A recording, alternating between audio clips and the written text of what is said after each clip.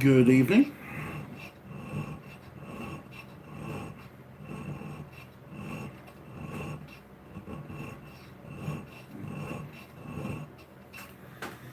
I imagine it's good evening. But don't suppose too many of my US viewers are awake yet. If you are, you have my sympathies.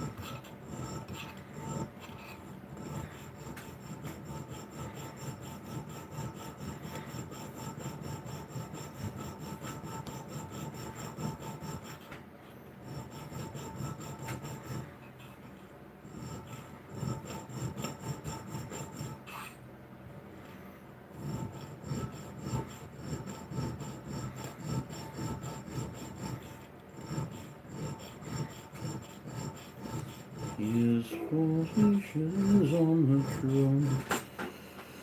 For those who volunteer to come to list and fight the foe today, over the hills and far away, over the hills and northern Maine, through Flanders, Portugal and Spain. King George commands and we obey, over the hills and far away.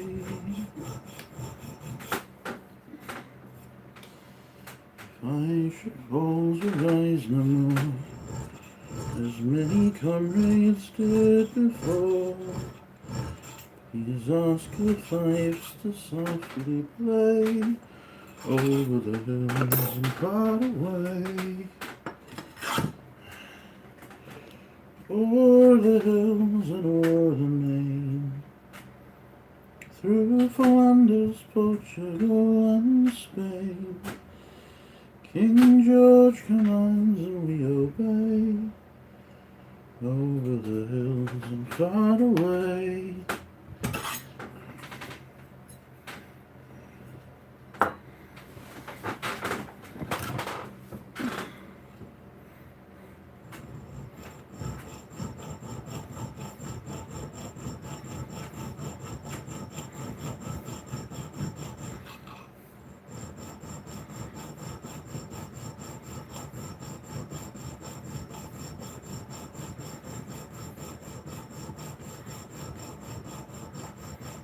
If I should fall to rise no more, as many comrades did before,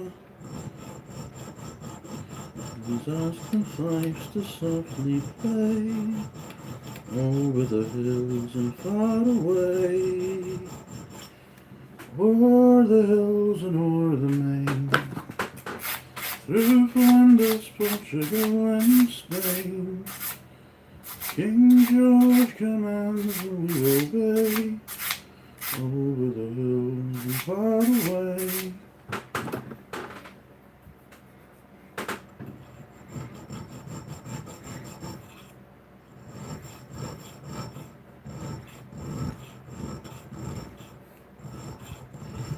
Over the hills and o'er the main, through Flanders, Portugal and Spain, King George commands and we obey, over the hills and far away.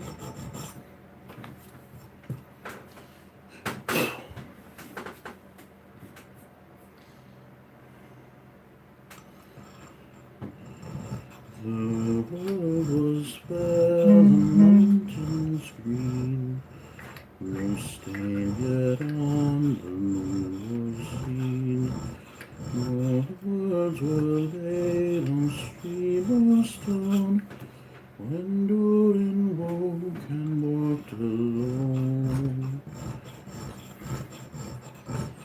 He named the nameless hills and downs, he drank from yet untasted wells.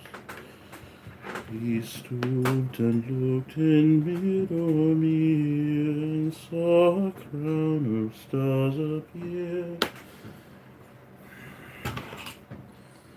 as gems upon a silver thread, above the shadows of his head.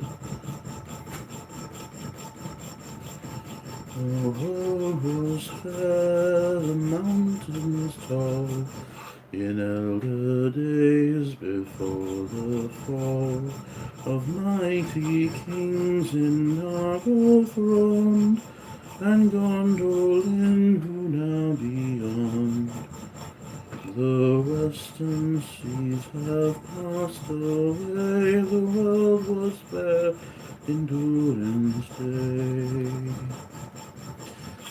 A king he was on carven throne, in many pillared halls of stone, with golden roof and silver floor, and runes of power upon the door.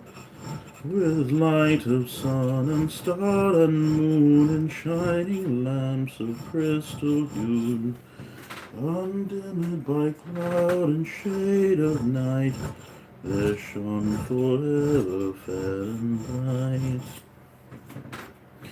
The hammer on the anvil smote, the chisel clove and graver wrote, their forge was blade and down was hilt, the delver mined, the mason built, their beryl, pearl, and opal pale and metal wrought, like fish's nail, buckler and corselet, axe and sword, and shining spear were laid in hoard.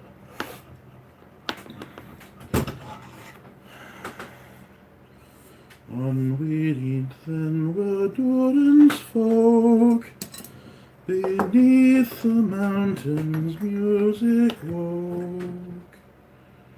The harpers harped, the minstrels sang, and at the gates the trumpets rang. The world is grey, the mountains cold, and oh, the forge's fire is ashen cold.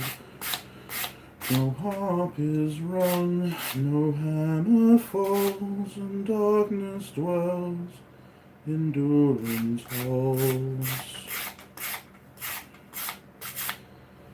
The shadow lies upon his tomb, in Moria, in Khazad-dûm, but still the sunken stars appear, in dark and windless Mirror. There lies his crown in waters deep, till Durin wakes again from sleep.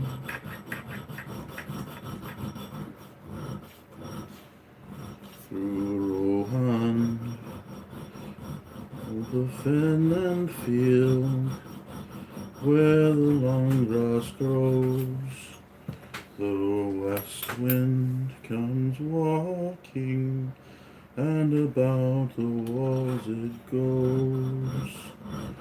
What news from the west, O wandering wind, do you bring to me tonight? Have you seen Boromir the tall, by moon or by starlight? I saw him ride over 7 streams, over waters wide and grey. I saw him walk in empty lands, until he passed away into the shadow of the north. I saw him then no more. The north wind may have heard the horn of the son of Denethor.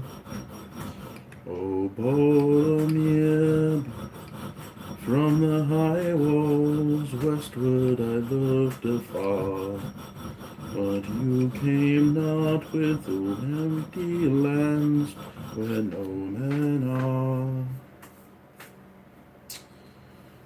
From the mouth of the sea the south wind flies, from the sandhills and the stone, the wailing of the gulls it bears, and at the gates it moans. What news from the south, O sighing wind, do you bring to me at eve? Where now is Boromir the fair? He tarries and I grieve. Ask not of me where he doth dwell, so many bones there lie on the white shores and the dark shores, under the stormy sky. so many have passed down and in to find the flowing sea. Ask of the north wind news of them, the north wind sends to me. O Boromir, beyond the gate, the seaward road runs south. But you came not with the wailing gulls from the grey sea's mouth. From the gate of kings the north wind rides, and past the roaring falls, and clear and cold about the tower it loud horn calls. What news from the north, O mighty wind, do you bring to me today? Where now is Boromir the bold, he is long away. Beneath Amon Hen I heard his cry, there many foes he fought. His cloven shield, his broken sword, they to the water brought.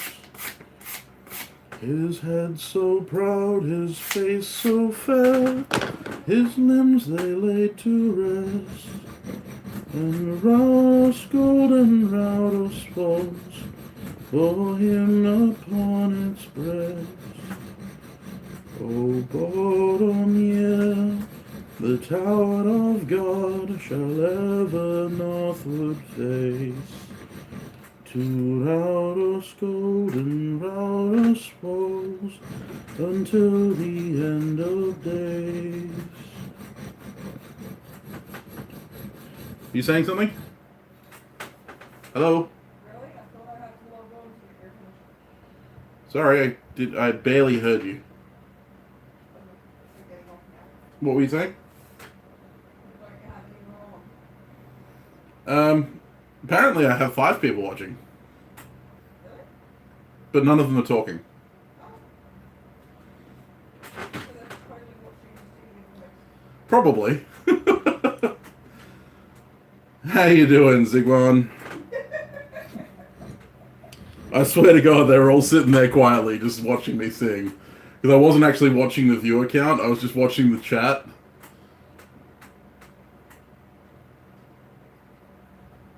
Careful, babe. You'll become known for your dulcet tones instead of your knives. That's alright. I can be the singing knife maker. That's fine by me. People want to enjoy my singing. Or cringe at it, either way. Suppose there'd be a bit of both. I enjoy it. Yeah. You're biased.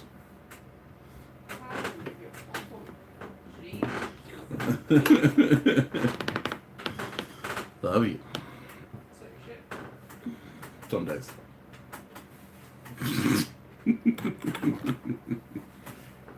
Two of them. My wife Yeah.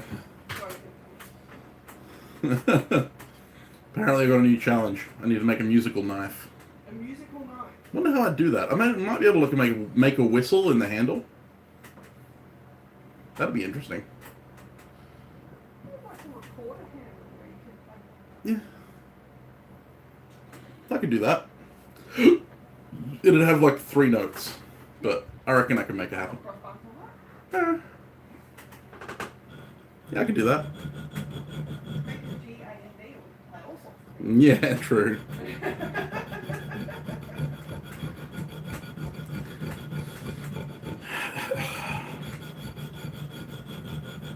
But like an ocarina handle, yeah, something like that. Except ocarinas tend to be very round, so. Well, I mean, you want to make the handle somewhat comfortable in the hand. Yeah, recorder is kind of roundish. I could make it ovate and then just have a round hole through the top of it or something. Or a tin whistle. Make a tin whistle knife. Slide whistle. I'm not sure where the slide would go. Like, yeah. Slide out.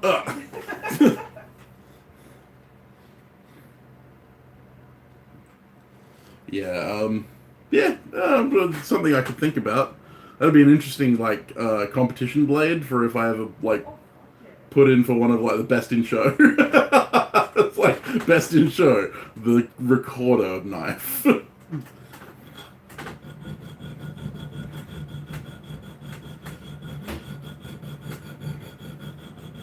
It'd be a sax knife. Ha ha ha!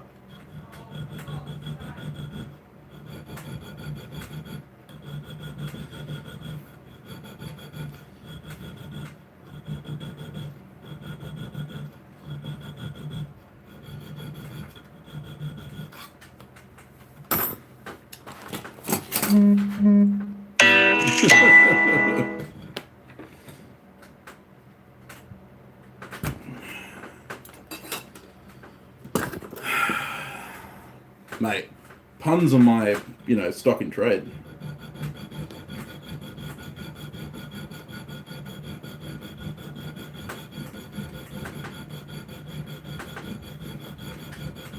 That's it. I'm gonna get some old saxophone tabs and make a You're sax. not making a sax. Making a sax knife. Not.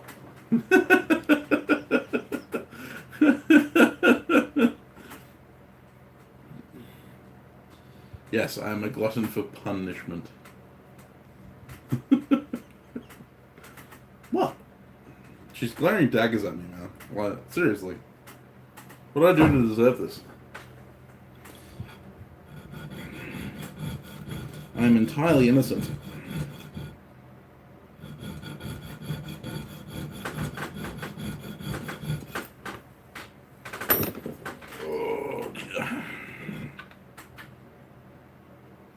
Yeah, no, I figured you would have picked up the fact that I love puns by the title of this stream.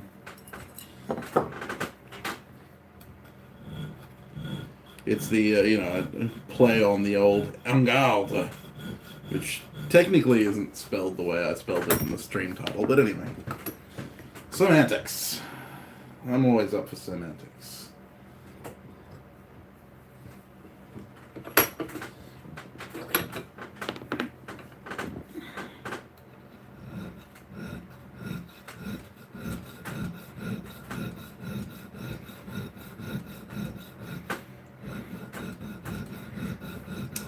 Well, you know what they say, happy wife, happy life. Or as I like to say, mildly irritated wife, entertaining life.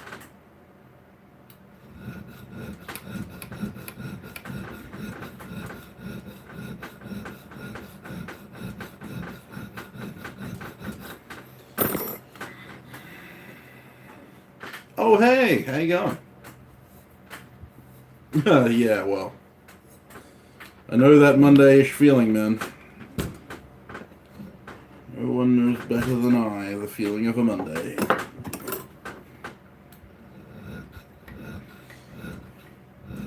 I've had a bit of the case of the Mondays today as well, actually. Strangely enough.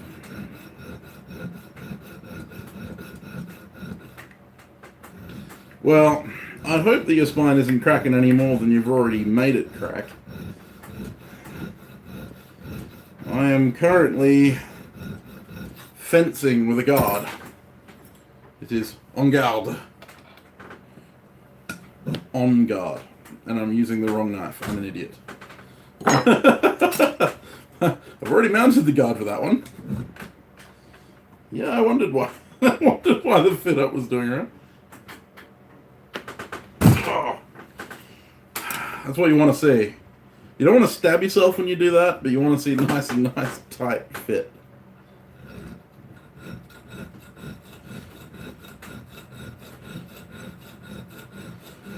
Yeah, well, the plan is, depending on how long you're going to hang around the stream, mate, I was going to wait until maybe a few of the guys from the US picked up before I started a whole new guard. But if you're going to bugger off soon because of your back, I totally understand that, in which case I'll start early. So just let me know. Because I have one piece. I actually screwed it up. I've already mounted 2 guards. There's one there, and this one's been fit up already. And this one here fits real snug. Needs to be tapped in place with a hammer. These 2 guards are actually connected at the moment because I'm going to cut those in half, and they're going to be two of the fighter guards. Or one of them is the hunter. Yeah, well, I know that feeling, man. I know that feeling.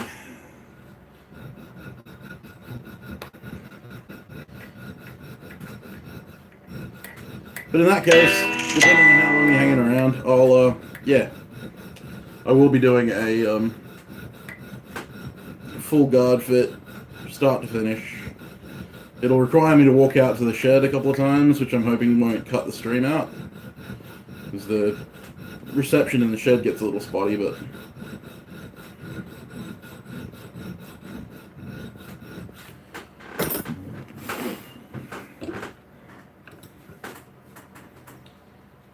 So, no, not entirely. If you saw my earlier post from today, you'll notice I use a jeweler's saw.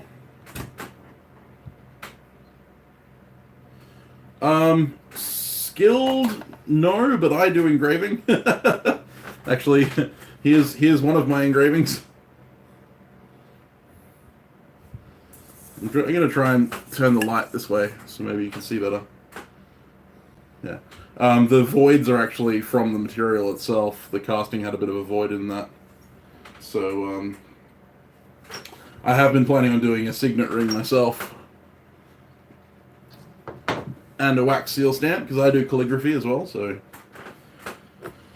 Yeah.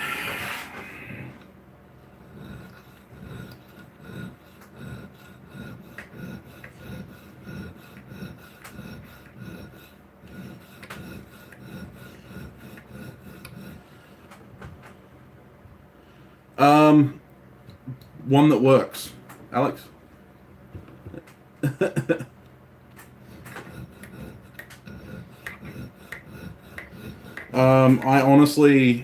I bought this one, this jeweler's saw.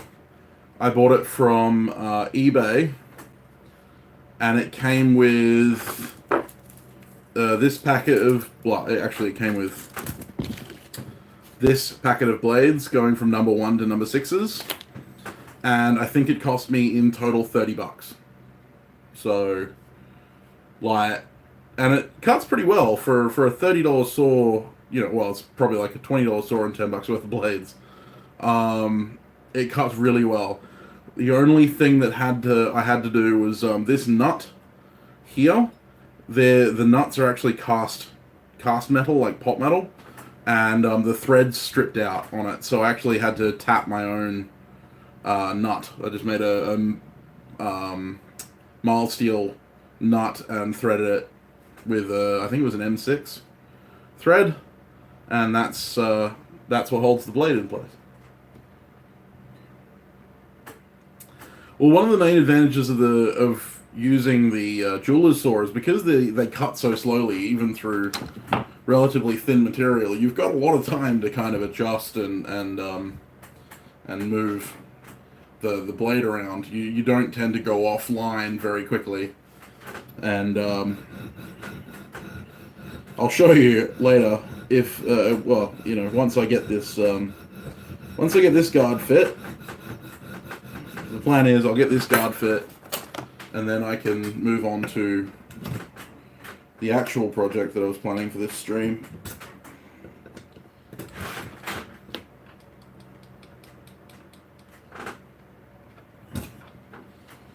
Yeah, and Zigwan, if you want to talk about designs and stuff like that, and if you want to see if maybe I can do it, I'd be more than willing to take that on after Knife Show.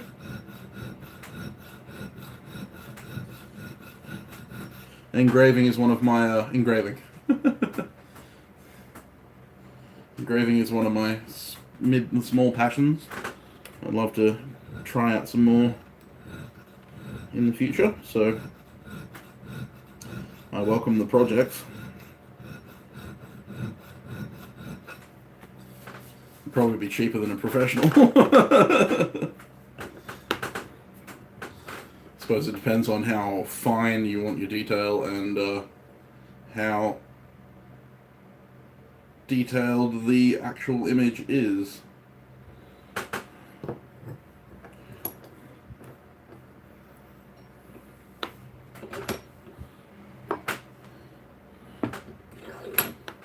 Yeah, fair enough, mate. All good. I'm going to have a couple of orders waiting for me after knife show. No rest for the weary.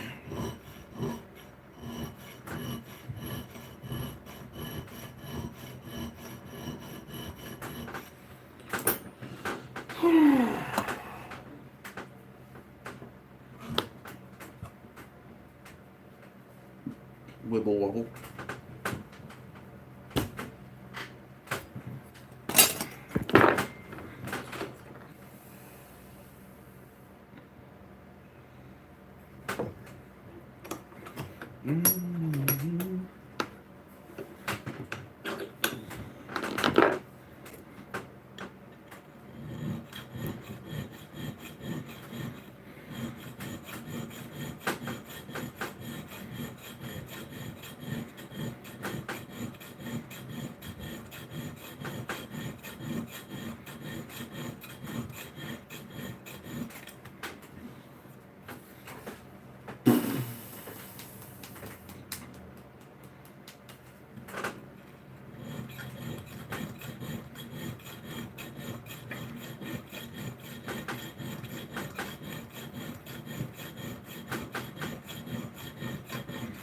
Guard fitting is always slow going. Fair enough.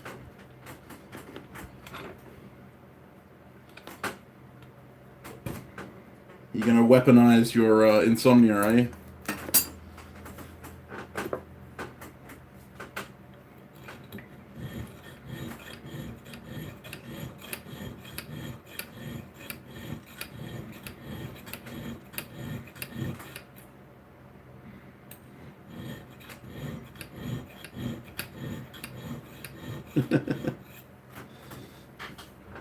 Yeah, well,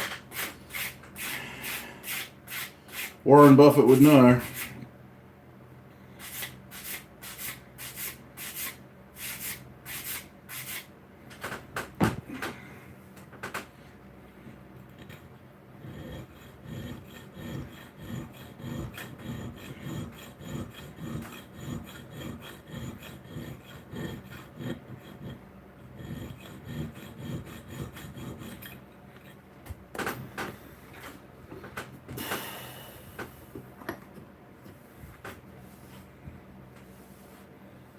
Yeah, no, I'm not. I never planned to be rich.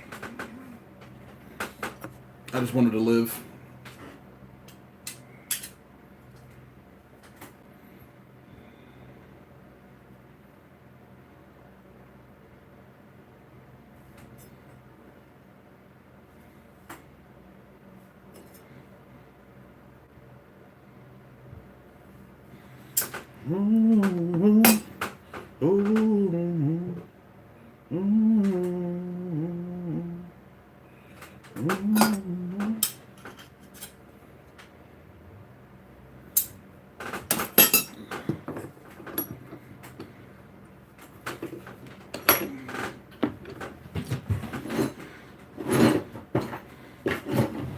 It's killing me.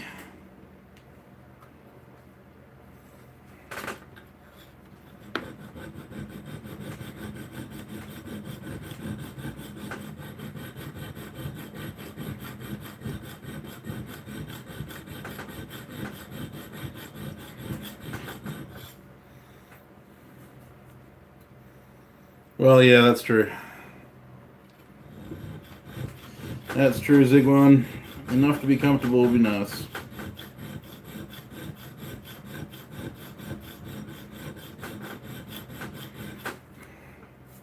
And how have you been, buddy? Because I haven't seen much of you recently. Or anything of you recently, so...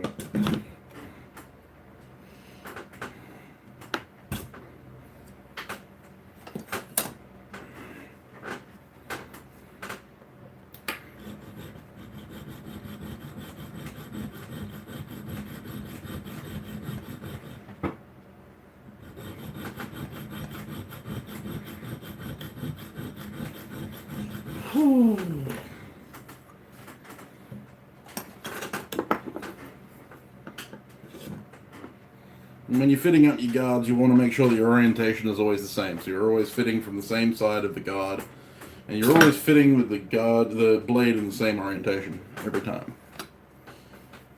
Because, well, it wouldn't matter so much if I had a surface grinder and a mill, but I don't. I'm a poor bastard. Yeah, I can imagine that. Working tends to do that kind of thing.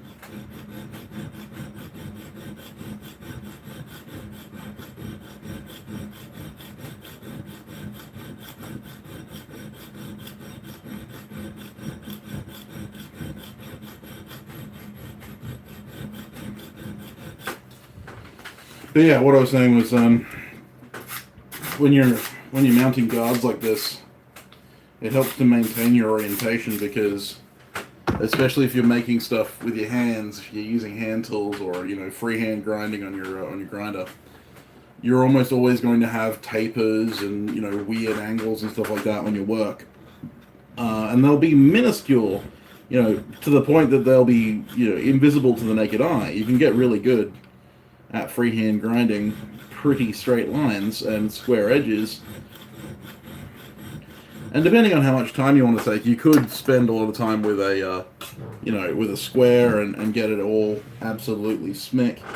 But you're still going to end up with variations in width and stuff like that. So that's when it helps to kind of eyeball your fit as you go. Work out what is fitting, what isn't fitting. Remove what isn't. Leave what is.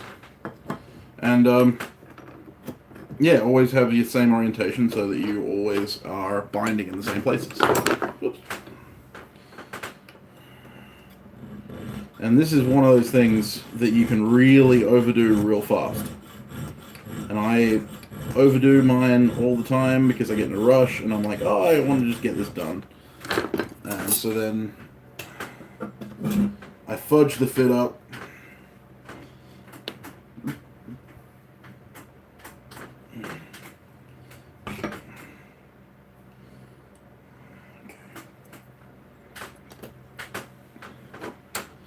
I fudge the fit up and I end up with... Yeah, that's it. Haste makes waste. Well, that's what this happened to this one. Whereas this one was meant for this knife here, but when I was measuring, I didn't measure properly, and it does that. It actually falls over the blade. I'm not sure if you can see that, but that's where it that's where it should sit. But it actually falls all the way down the blade. So yeah, I muffed that quite spectacularly. And not only that, but I made it way too wide and all kinds of terrible. So yeah, start again. Slow is smooth, smooth is fast. Indeed, indeed, indeed.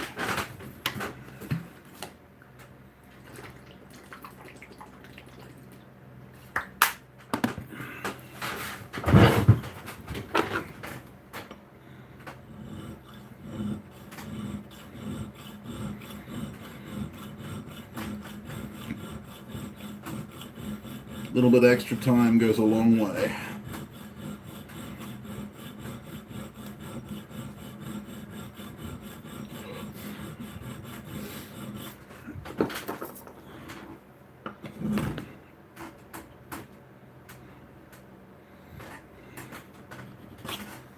Yeah, it was an epic fail.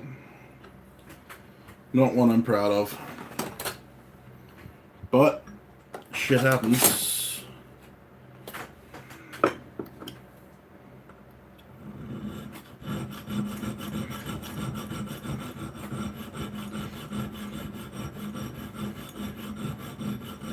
I always under-drill and undercut my slots so that I can file to final shape. It takes more time, it takes more care, but I get a better fit in the end. Because the fit that I'm going for is essentially gapless.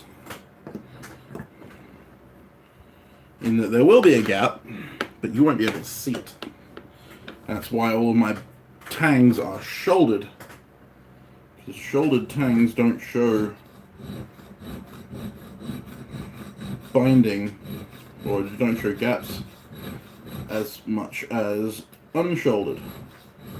I never shouldered my blades until I joined the APS and saw all of the blades that were being made and how they were doing them. Some of them take it to extremes, like Kyle Royer, one of my idols. He inlays his blades. He actually inlets the tang shoulders onto the guard face, and that makes a perfectly seamless fit. But I don't have the tooling, or the time, or the patience. The time and the patience is the main thing, but I don't really have the appropriate tools either to attempt that. So instead I do a flush fit, or a butting fit to my tang shoulders.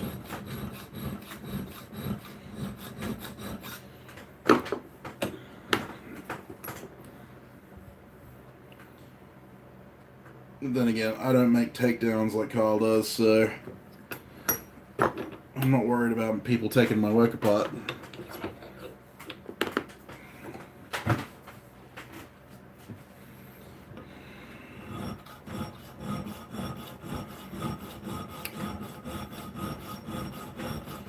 Unless they pull a Jerry Fisk on me, smash my knife to pieces to see how well I built it.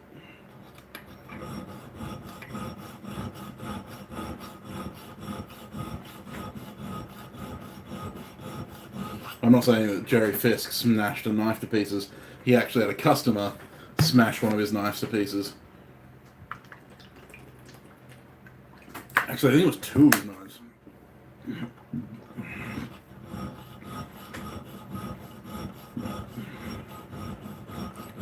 Worse than that, the handle material on both of them was fossil mammoth ivory.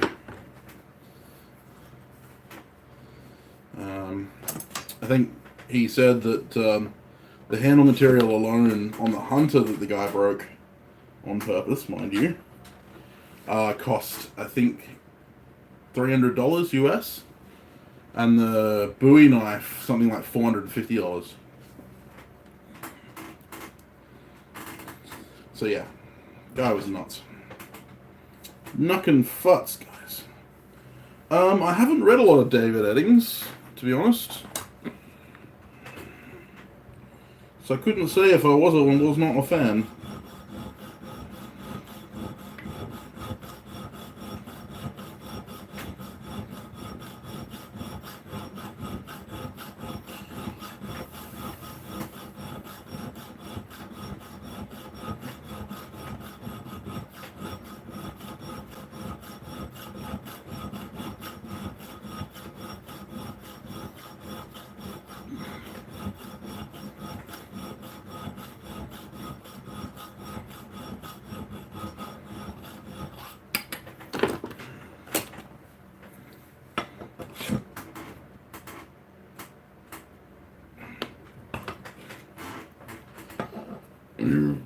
Excuse me. Whew.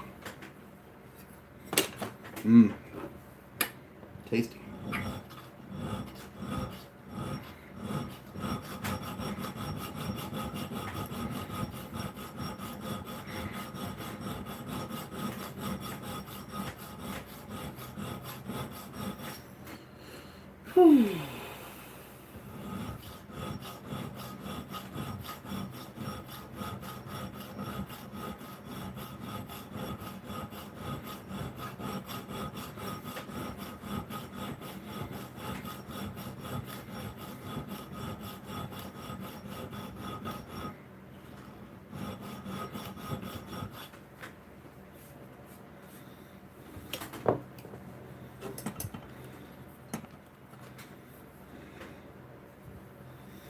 Yes, that's very true. I believe there's a few makers that have said similar. And I believe that to be true.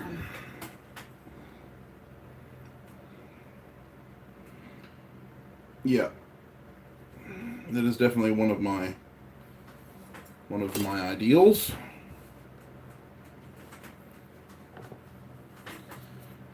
I always do my best, even when no one will see it.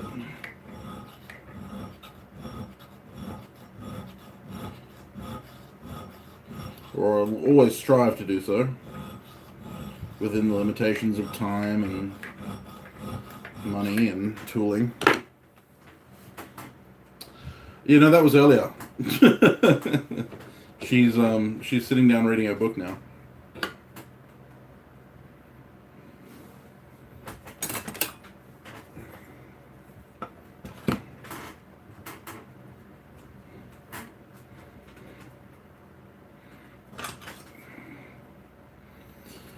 Well, fit up's good.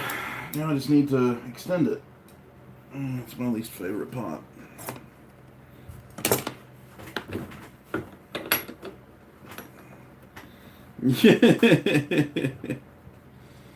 Alex says hello.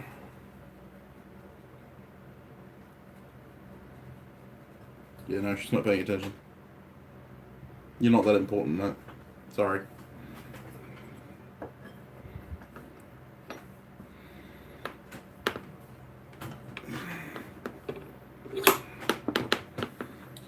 Oh, dear.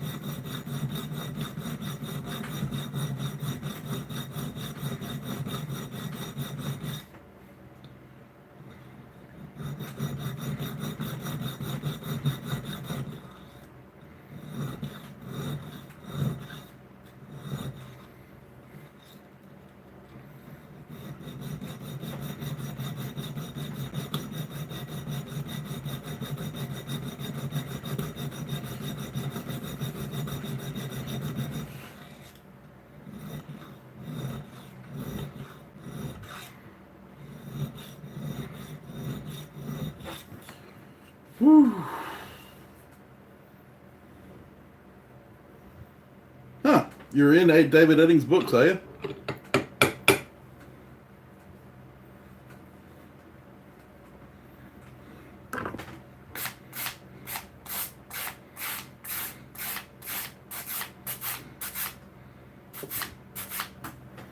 That's cool.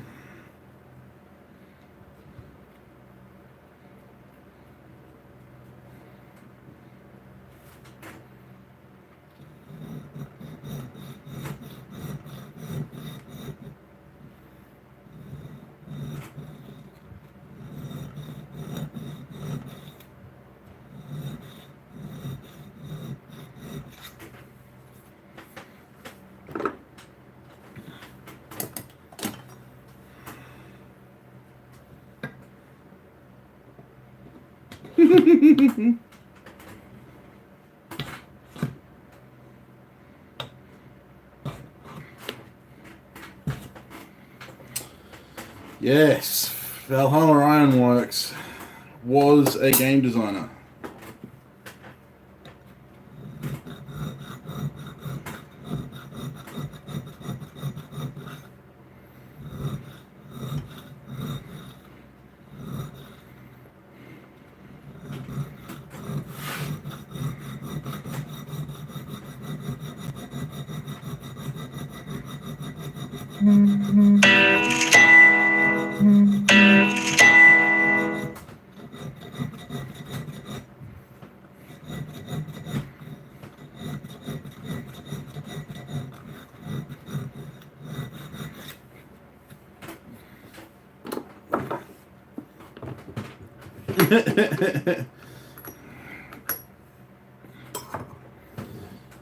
Infamous. Yeah, why Infamous? I don't remember this story.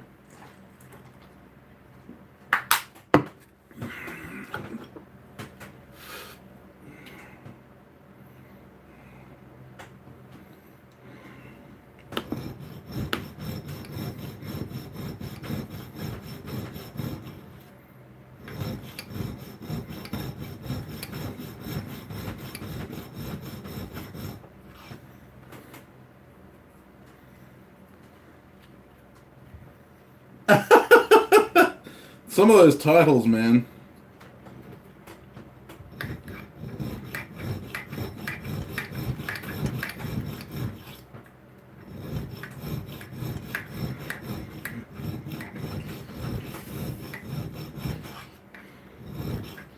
I'm sure it's not what I'm thinking, but some of those titles certainly bring to mind interesting images.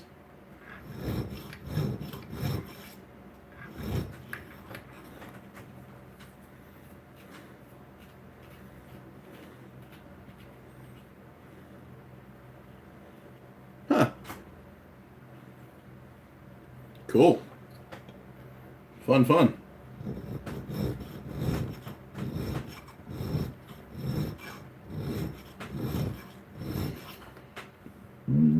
Getting mixed up in it, mate.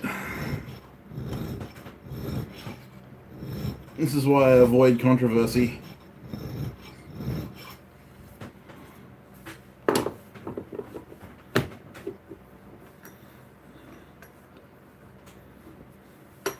Cool.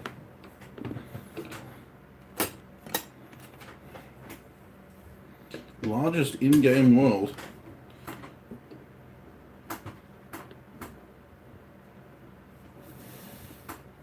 Fluffy Knuckle Luster.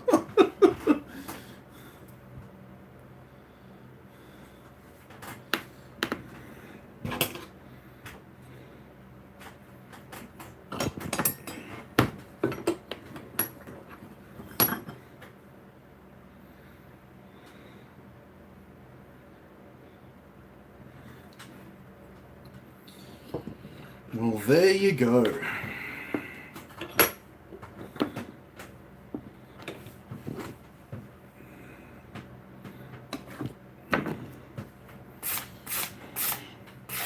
Isn't it like, yeah, Malevolent Sword of Acronox or something like that? I have a fairly decent memory. Sometimes it fails me.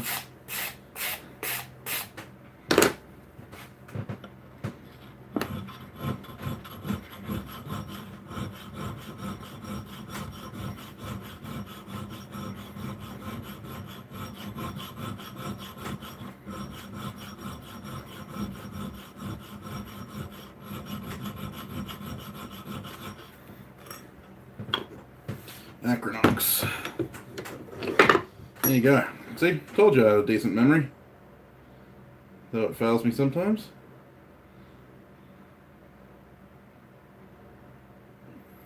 Whoa.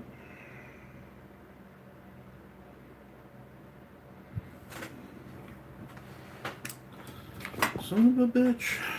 Give me a drink.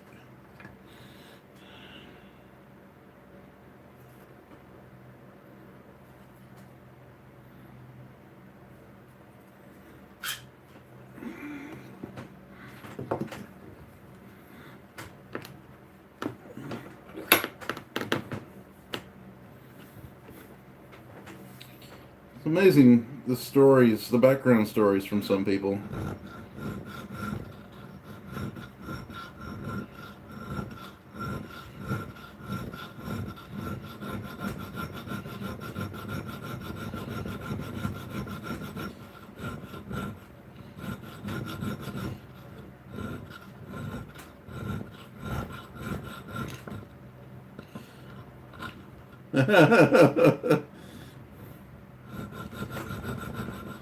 I imagine that's the case.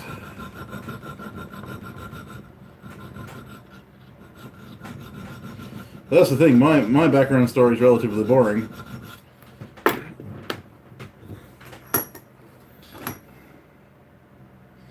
compared to that.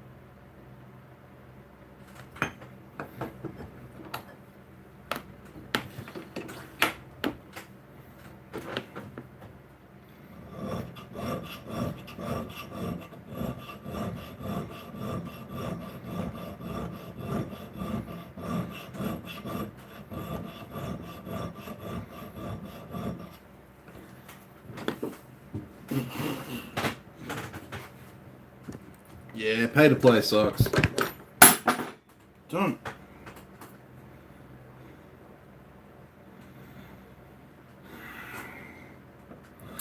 Bonjour mon chéri. Comment ça va?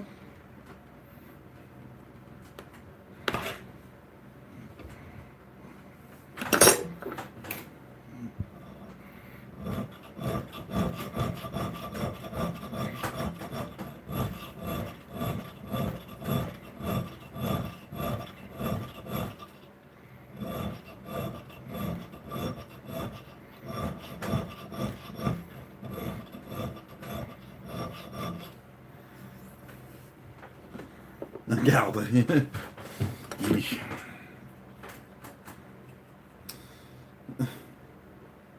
Alright, Zig1. Thanks for coming in, mate. Thanks for coming to the stream.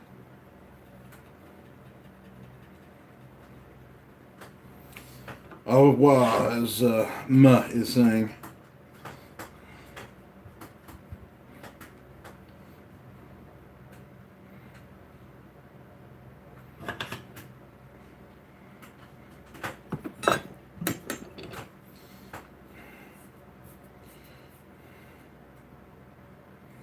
Unfortunately, apart from a few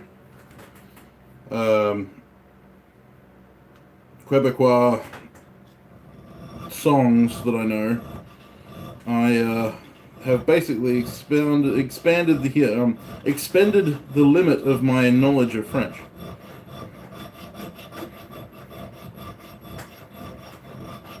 It is something I eventually plan on remedying.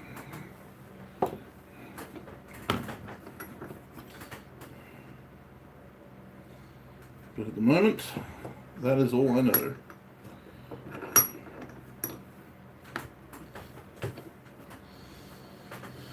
You're able to say, hello, how are you, goodbye, and no problem. What's happening?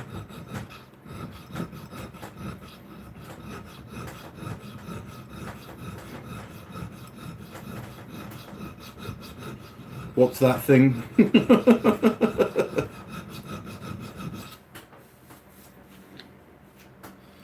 All the random phrases.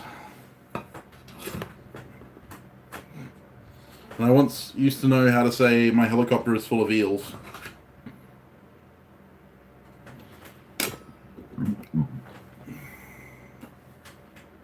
But that was a long time ago.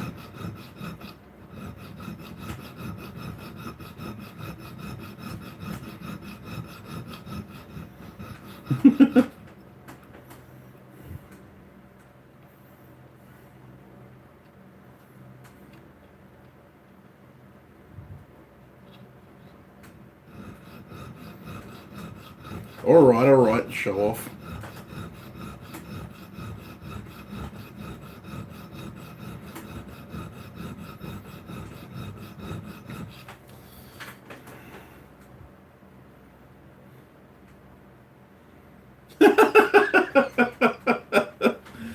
Very good, Alex. Very good.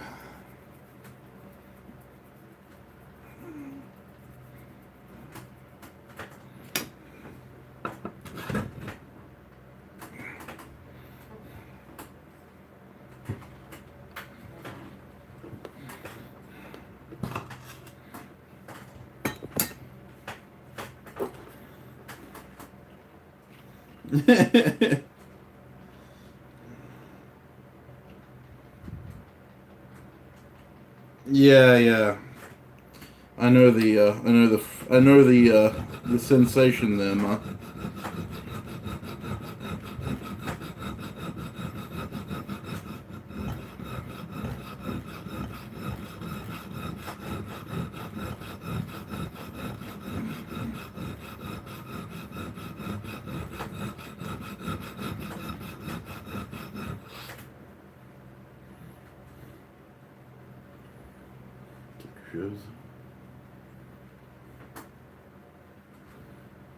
Mes amis.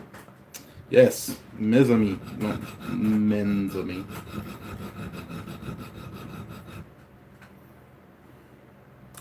That is not a gig in the background. Far too big for that. So I suppose it almost looks like the traditional Eskimo or Inuit fish spear. But no, this is the top of a musket rest. Hand-forged musket rest. It's a little bit small for a man catcher. I don't think. Yeah, I don't think you could quite get around it. A neck. Yeah, no, it's a musket rest. It's designed off a 16th century drawing I saw of a arquebusier from Spain. It's actually it's an implement I use when I'm doing combat fencing. It's a defensive item.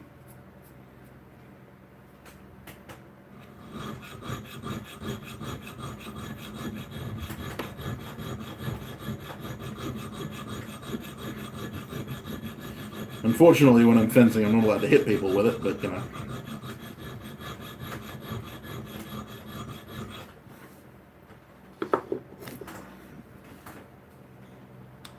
Yeah, well, you think about the arquebuses of the 16th century, they were pretty damn heavy.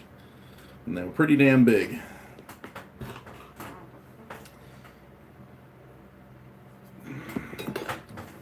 And like with most military hardware, it was over-engineered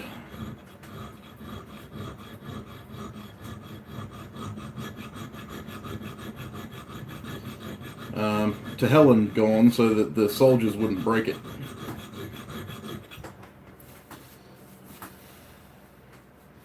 Yeah, well, I mean, the British had a short spontoon, which was a form of spear, like a boar spear, that they used to use as a rest.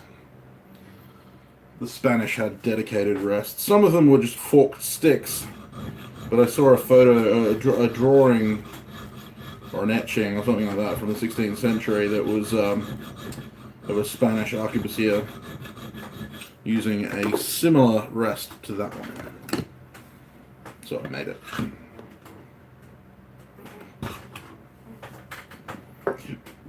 Because I wanted to.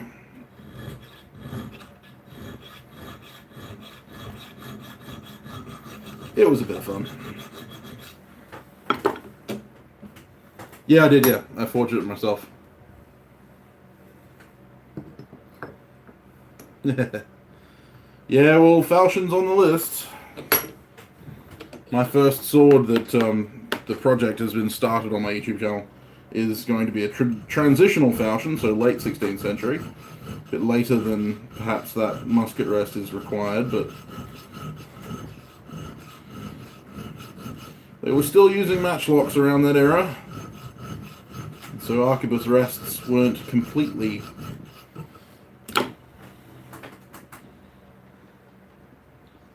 out of the picture. But yeah, it's a swivel Oops, knocked my rapier over. It's basically a swivel mountain for a falconet that they just, kind of turned into a holding rest. And obviously, being that it's on a 32mm thick oak shaft and it's steel shod at the end, it could provide quite the bit of a wallop if it was used in hand-to-hand combat. Which is, I think, the point of making it so... Oh, yeah, cool. Cartridges in the 15th century? That's interesting.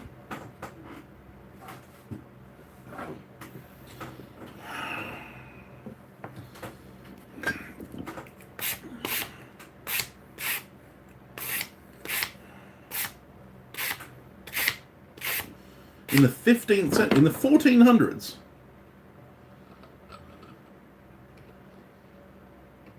A revolver hunting rifle from the 1400s. Are you sure? Because at that stage, percussion caps hadn't been invented yet. Even flintlocks hadn't been invented yet. They were still using hand cannons. Percussion caps weren't invented until the late 1800s. So revolving pistols weren't around until the late 1800s. And it was not percussion. How it was revolving? Was it a flintlock? I suppose you could have a flintlock revolving rifle. That would be relatively interesting.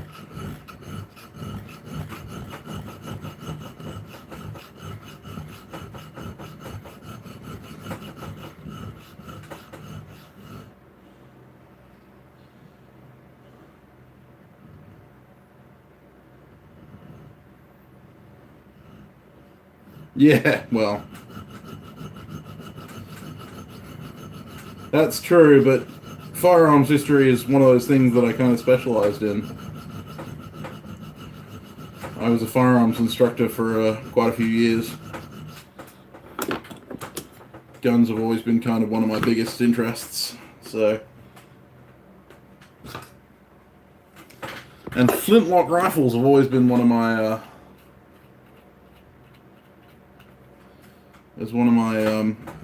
favorite forms of firearm, namely the Baker rifle. 65 caliber Baker rifle. Alright, wheel lock or flintlock. Fair enough. Yeah, well, the wheel lock predates the standard flintlock by a number of years.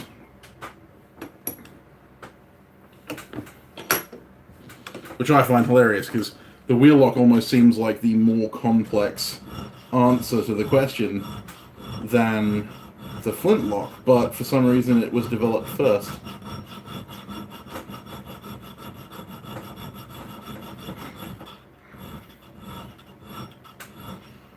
Yeah, we match, wheel, flint.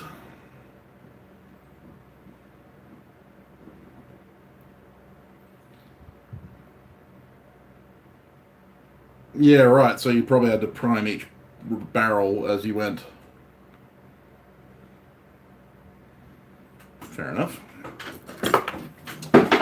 Which museum is it in? I'm really interested to do some research on that. That'd be cool.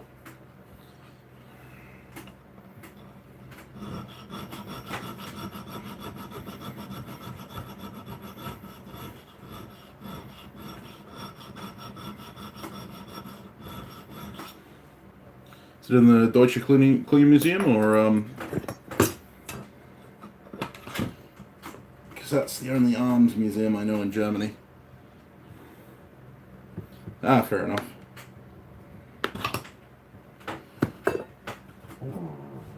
Yeah, because I mean, one of the earliest repeating weapons was a flintlock. Actually, it was the Puckle gun,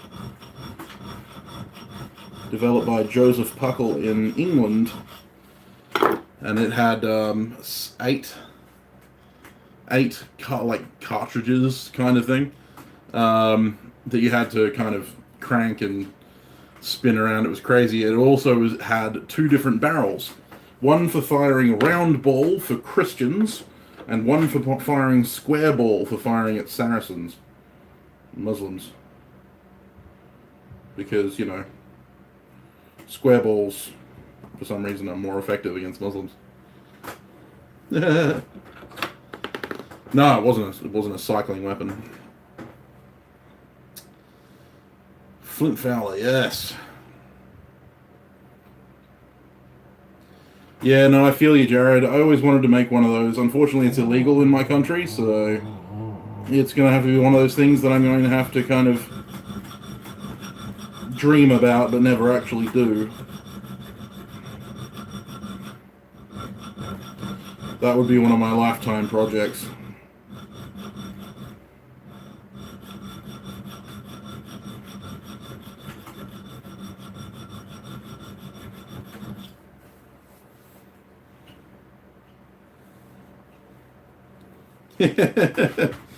Yeah, well.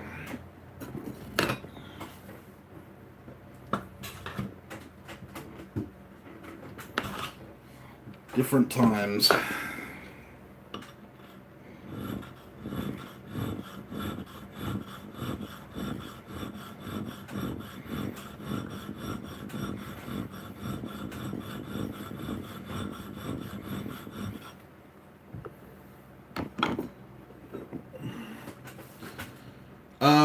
So, you know, we can't have semi-automatic rifles. We also can't have pump-action shotguns. Or semi-automatic shotguns. If we have a lever-action shotgun, it has to have a maximum of 5 rounds. There are certain category licenses where you can get a semi-automatic, but then it's...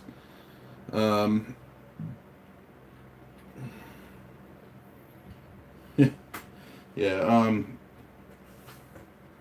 as long as it's got less than 3 rounds, and you have to go, there's so many hoops to jump through. But no, firearms manufacture here in Australia is completely illegal.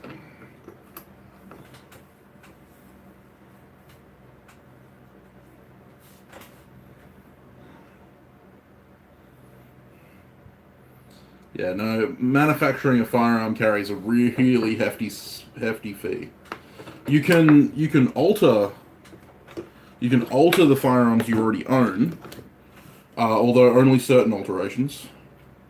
Like you can bed the action on a bolt action rifle if you want to make it, you know, more accurate for long distance shooting.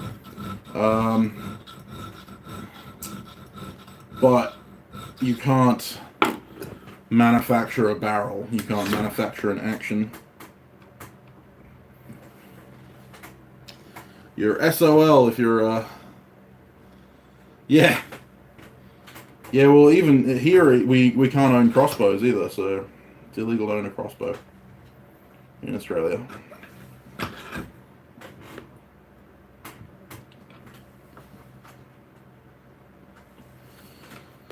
So again, while I would love to build myself a flintlock Baker reproduction, I probably never will. And that fact makes me sad. Long way to go.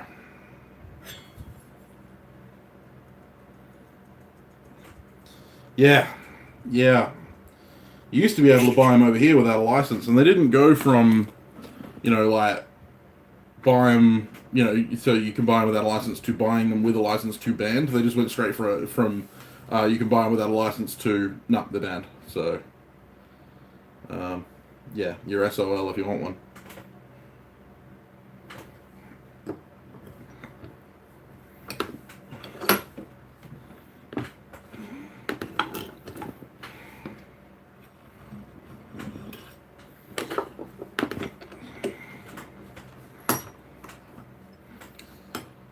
You can. There has been a recent law passed that states that you can own a flintlock or percussion weapon, be it you know, pistol, rifle, shotgun, whatever, musket,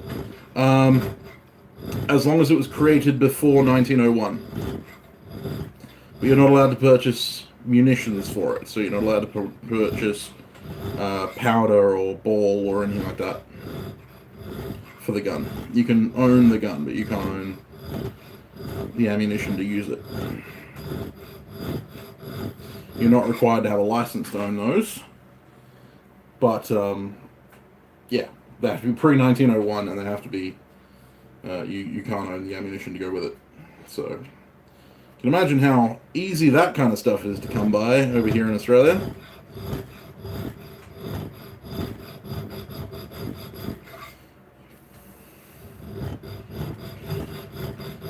Honestly, it would be better off getting a club license from a black powder club, or getting a hunting license and purchasing a black powder rifle from there.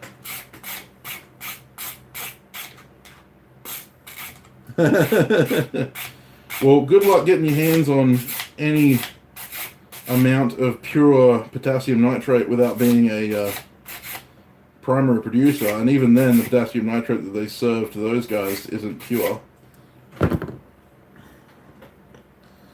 Sulfur and charcoal is a little easier to get, but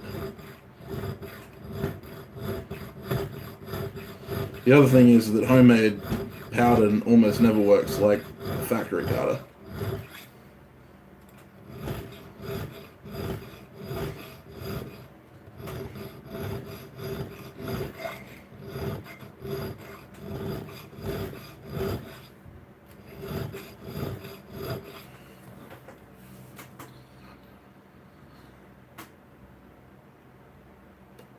Yeah, well, if you've watched Cody's Labs episode on that, although I think it got taken down by YouTube for violating terms of service, you'll know that it takes a long time. Ooh, jeez, that's scary. Yeah, we don't have reenactment like that. I had to laugh. We over here, airsoft is illegal. So over in Germany, where you are, you would know about airsoft. But over here, airsoft is illegal. And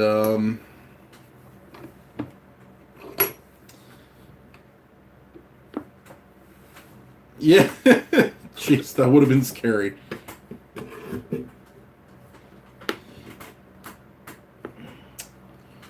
But yeah, so airsoft is illegal here in Australia.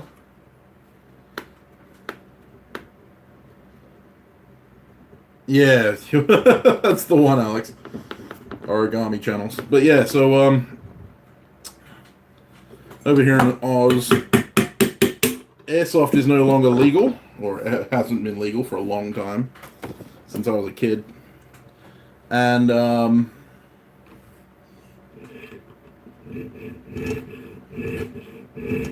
if you want to play like sports with paintball, like you want to play paintball, you need a firearms license to get a paintball gun.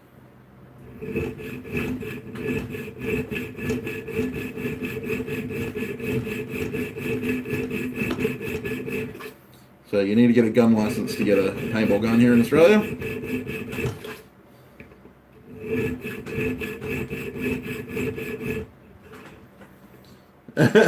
No wonder we lost the Emu War.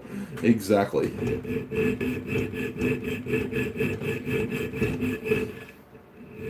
To be fair, that was in like 1912, and they were using bloody Lewis guns. God knows why they chose Lewis guns for that kind of job.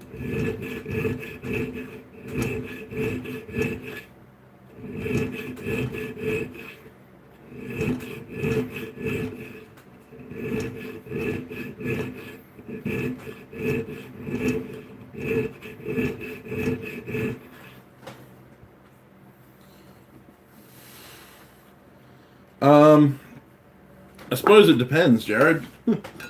If you like your guns, then yeah, you did the right thing.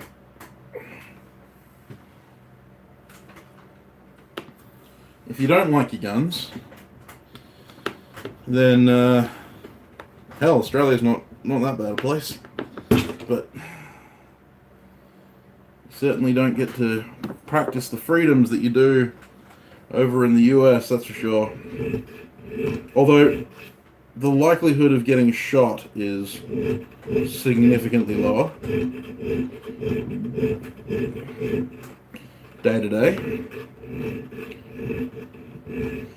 We lose far less police officers every year to shooting deaths.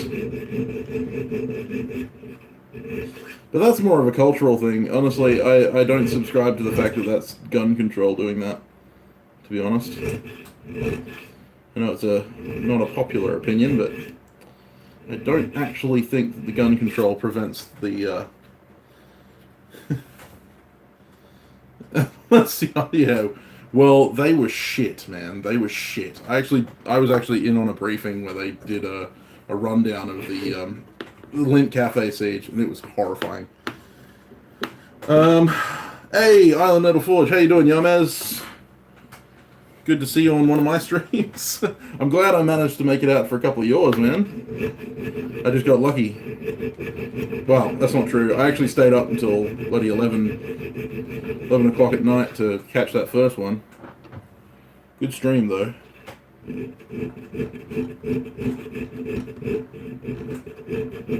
For some reason, I only got the update that your stream was on at like 11 o'clock, so you'd already been forging for an hour.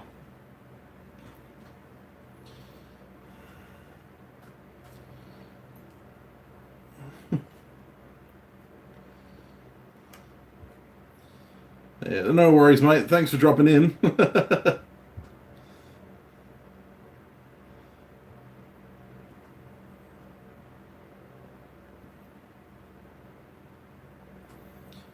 Well, yeah, I did say it's not that bad of a place, Jared. I mean, sure, you've got, you know, the King Browns and stuff like that, but you give them the respect, and they pay you respect, and, you know, they won't kill you.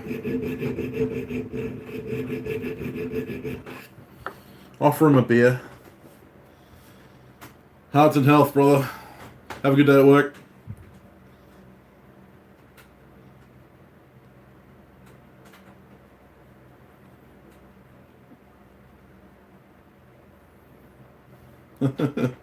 Yeah, man, you and me both. I was, as I said, I was part of a debrief for that specific event because I was supervisor of security team at one of the largest malls in WA at the time, and the TRG boys came in, and they knew that I'd previously been a firearms instructor, so, you know, they gave me the access to all the footage. It was hilariously bad. Hilariously bad. It was a freaking joke. Not only that, but we actually had friggin' the Tag 2 already ready to go, and they went, no, this is our jurisdiction, we got it. Well, they don't got it. You can still find it on a couple of documentaries. They've got like the full thing, but yeah, finding it individually is really difficult now. Hey, Wanda. How you doing, Wanda? And, oops, trying to...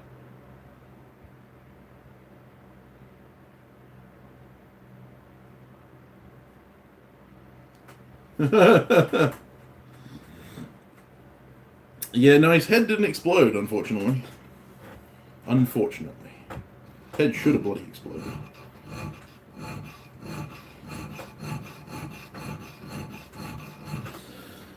But, yeah, the articles about Muslims becoming a problem here in Australia, I have to say, have been a little overblown. Like, I know that Melbourne is currently suffering a gang problem, and they're saying that it's majority Somali Muslims. But I think, again, that's more of a cultural thing than a religious thing.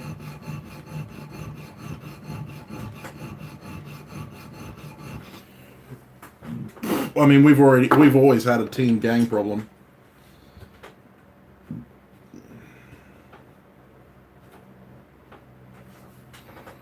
Yeah. My sword's going well, Wanda. Unfortunately, it's kind of sitting on the shelf for now because I've kind of working my butt off trying to get ready for February Knife Show. But guaranteed, once February Knife Show is over, so February 2nd and 3rd, once that's over, I will be getting back to making the sword. It's definitely on my to-do list. That's what we want. Nice tight fit.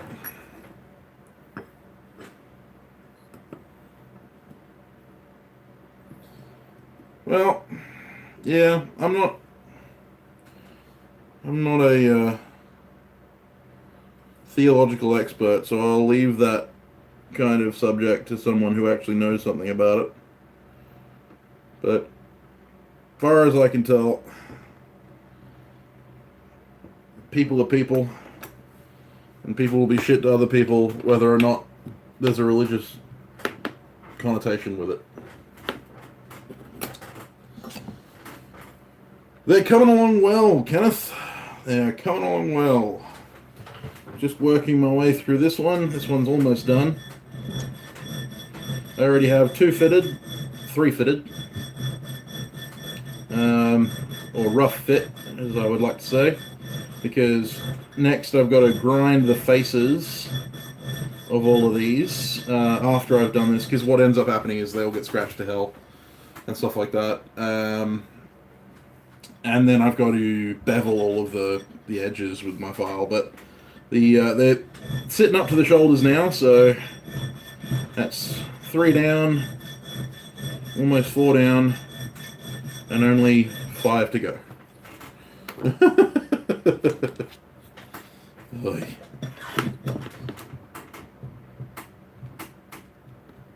Oh man, that's so close. I'm tempted to leave it like that because I could probably belt it on with a hammer.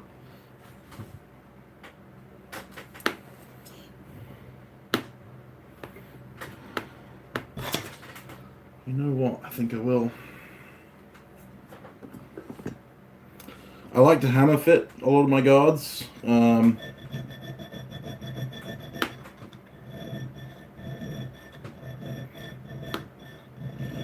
If I can. And it's looking like I can this one. So,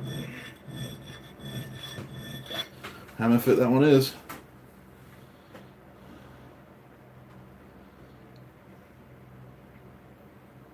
Yes, history shows that it is always multifactorial.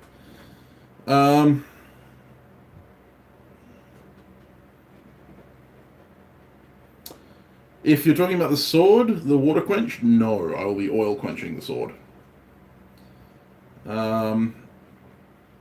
If I ever quenched it on... are you talking about like the guard itself? If I heat the guard up and then fit it on and then quench it so that it contracts? No, I don't often do that. You can, and I have seen it done, but it's not something that I do personally. Yeah, if you heat the guard up and slot it on there. I think Wanda was talking about the sword because he was asking about the sword. I think it's a he, she, I don't know. Material I'm using for the guards, this is 1018 mild steel. I also am using bronze, silica bronze from a bearing. Yeah, and that's it. I will be using some copper later on for one of the other fighters that I'm making. I think it's this one. Or is it? It's that one. That one. Yeah, one of them will have copper spaces and stuff like that, but it's not going to be... yeah, so 1018 mild steel. Just standard mild. And I might be gun bluing one of them. For funsies. Alright, so those two are fit.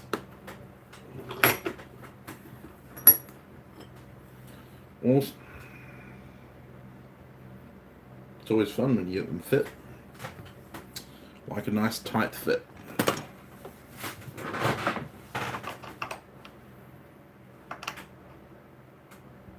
overcurved it? No. I didn't curve it at all. It's going to be a straight blade. If I'm oil quenching it, I am hoping to avoid sabering as much as I can. I don't mind a little bit of saber if a saber comes out of it, because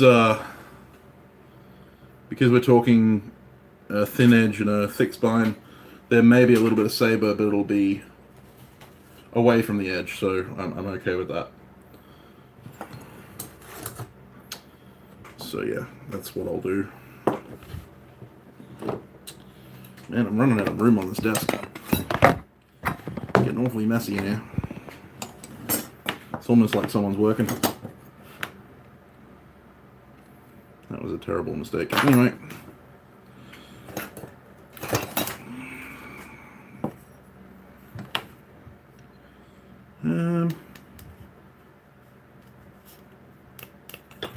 Okay.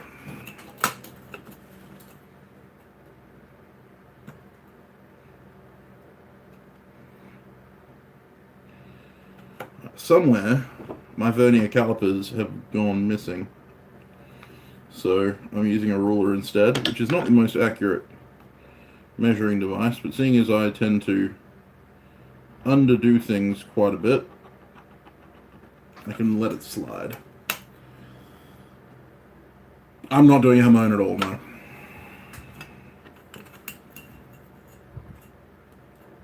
And hopefully I will not get a negative curve.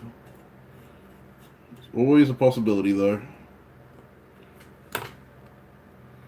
Just have to take it as it comes.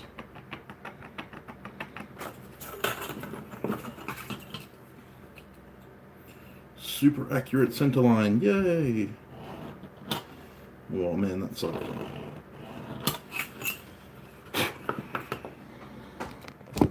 Just angle the camera down a little bit.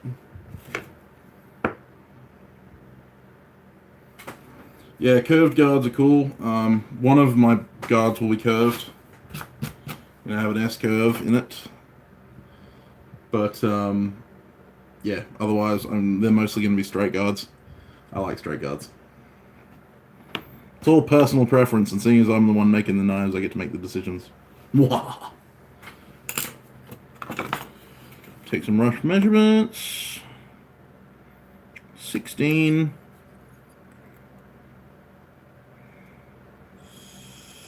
3.5. 1.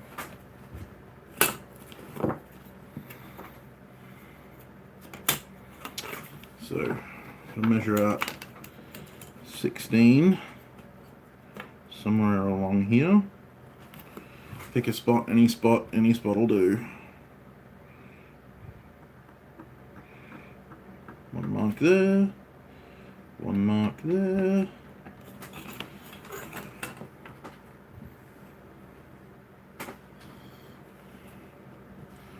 And then, so what did I say? I said 3.5, didn't I? Which means 1.75 with my super accurate ruler.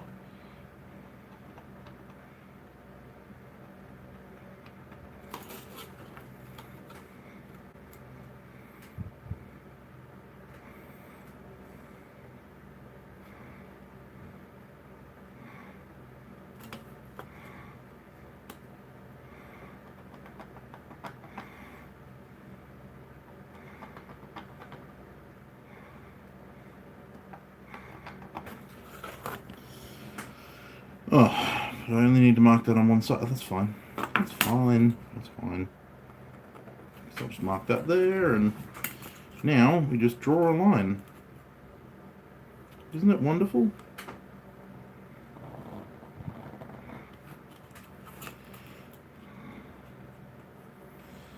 Son of a bitch. Give me a drink. Alright.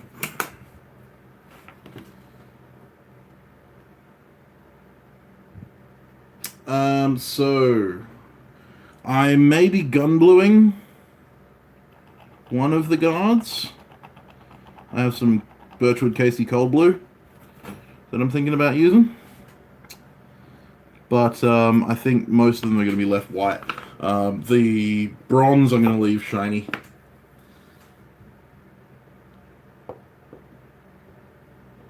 I actually kind of like fossilized mammoth teeth. The thing you've got to realize is that they're not actually mammoth teeth anymore. They are stone.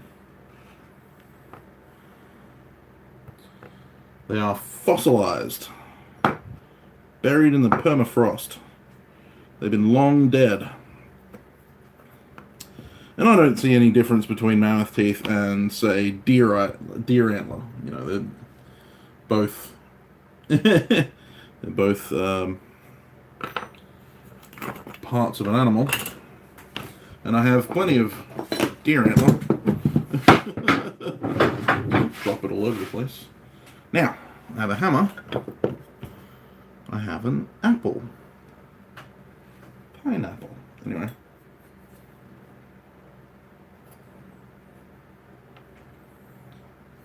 Yeah, yes, I had some antler. Now I no longer have any antler. Now I'm sad. Center punch. Hope that wasn't too loud for you guys. Sure, I frightened the shit out of the dog. Alright. So we'll go take this to the drill press. And let's see if the stream drops.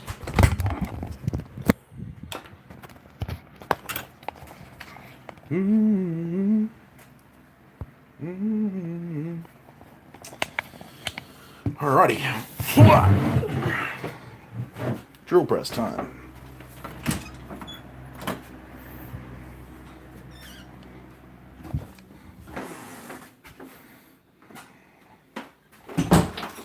This will be the first time I've filmed inside the workshop in like a couple of weeks. Okay, I'm going to have to leave you over here by the door because this is about as far as you guys can go without losing signal. So, yeah, to use the drill press from over here. I left my laser on.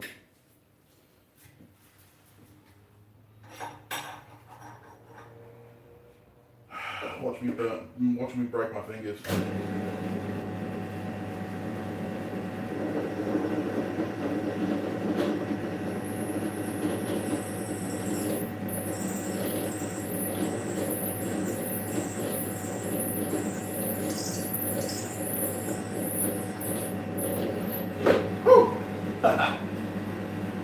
Not this time.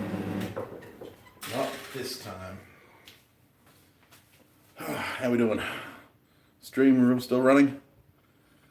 Which grinder? Which grinder? Oh, I'm gonna turn it off. Thanks for reminding me.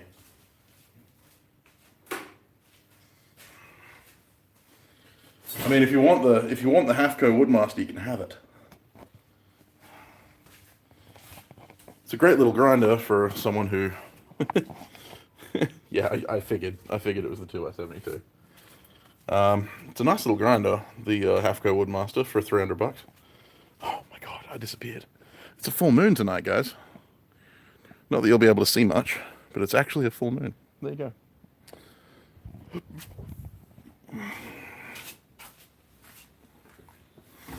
And given that I'm already up and about, I think it's that time that we've all been waiting for.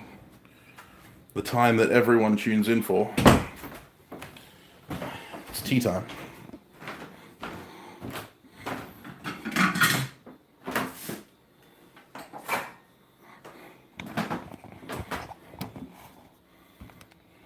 Time to make tea.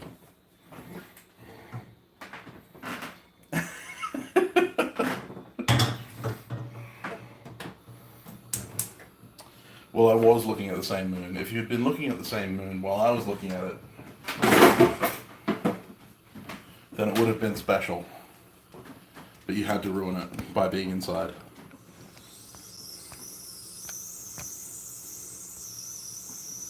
blood moon this morning.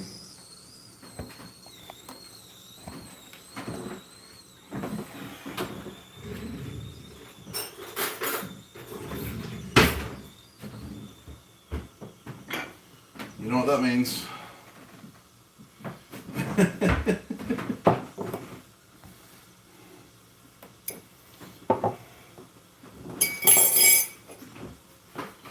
And sorrow, pain, and sadness at the Mountain King's return. That's actually really good, man. I should record the parody.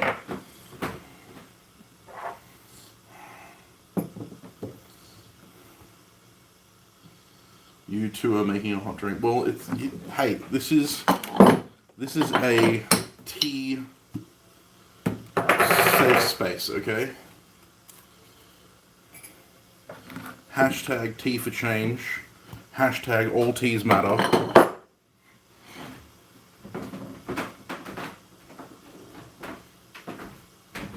I won't have you be teasist on my hashtag safety. Indeed.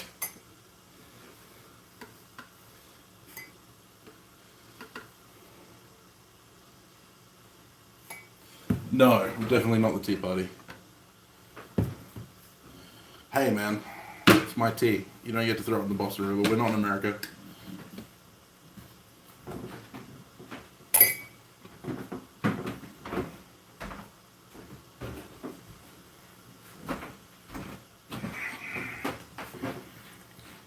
I'm running this stream. Look at me. I'm the captain now.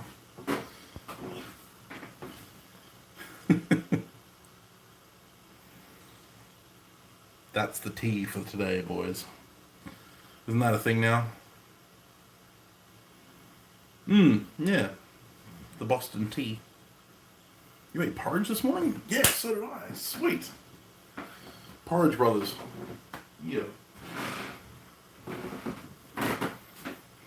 Caramel porridge. That sounds good. I've still got to try the milk chocolate in coffee. I actually need to get some milk chocolate in order to try it. I keep thinking that. I'm like, James is going to keep asking me. Okay.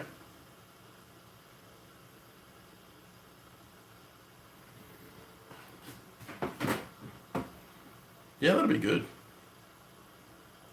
I have to admit, I was a bit lazy. I microwaved my porridge this morning. Because I microwaved it while I was having a shower.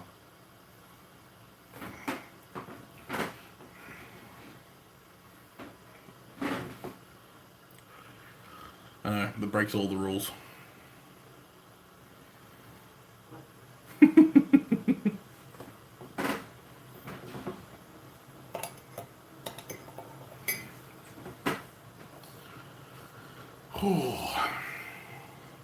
Tell you what, you might be jealous of my 2x72, but it certainly takes a buzz out of your finger. I'm not sure if you'll see that. There you go.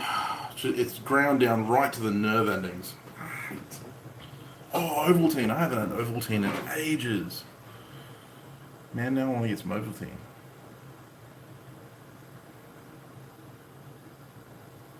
I don't know. I haven't tried orange marmalade. Yeah, man.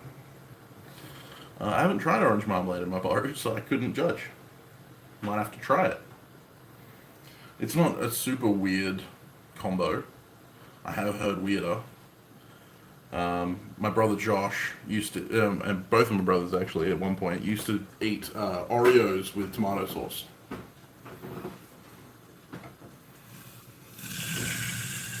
Now if there is a more disgusting...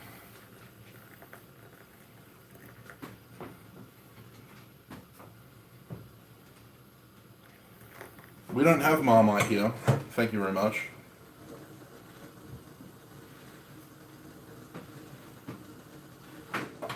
We have Vegemite.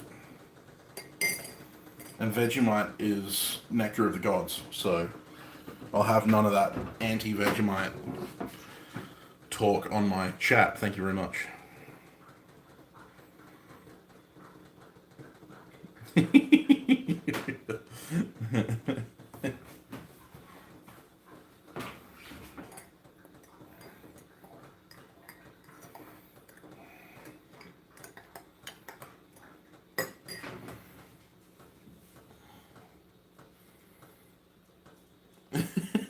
That's true, but it's better when it's underneath grilled cheese. You put that under the grill, bit of Vegemite, cheese, under the grill. Bonza.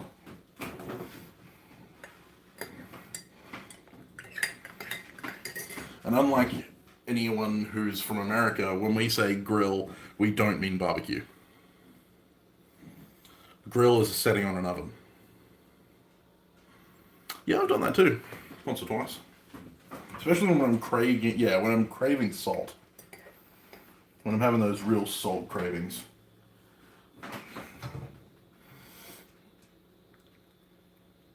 Actually, I think one of my favorite Vegemite memories has been when I was backpacking, hiking.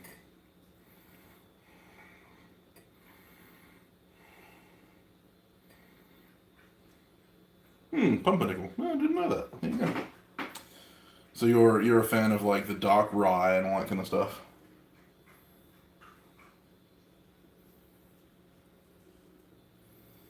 Which makes sense because you're German. So not to stereotype or anything.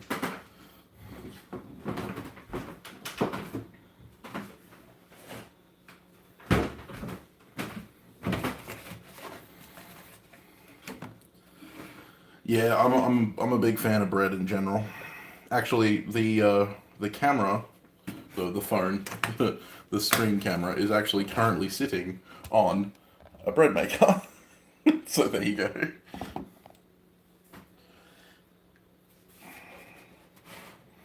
Yep. Yeah, no, I'm a big fan of bread.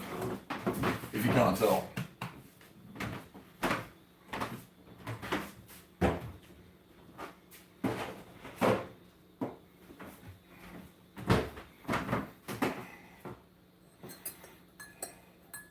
Yeah, small loaves, that's the only problem. Although, it's really good if you want to mix up dough.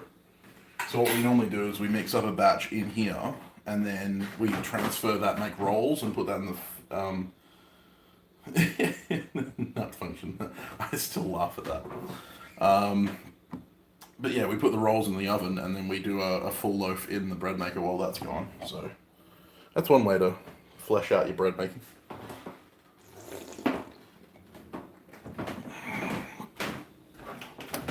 Well, bread makers, one of the advantages of a bread maker is that you can set it to make your bread overnight, so that you wake up to fresh bread and you don't actually have to do anything. It's brilliant. Oh, turning the handle with this friggin' phone on in my hand. Pain in the ass. Yeah, there we go.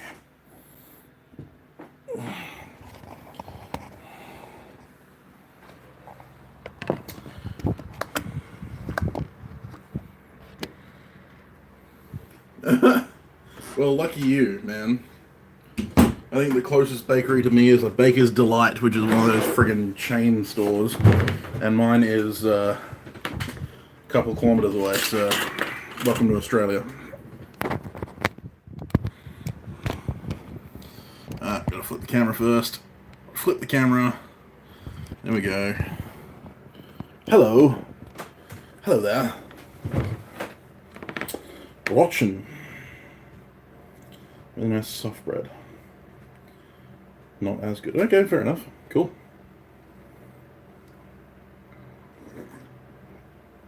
That's what gives us its flavor, Alex. It's the only way to get good flavor in your bread is human hair. Now, I was looking for a thing, and that thing was a thing. And I'm going mental. Where is the thing? God, I've lost my friggin' vernier calipers, and now I've lost my thing. And my oil is leaking.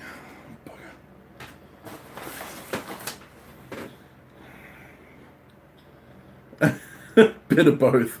Love, freedom. No, I'm looking for my jeweler's peg. There it is. Found it.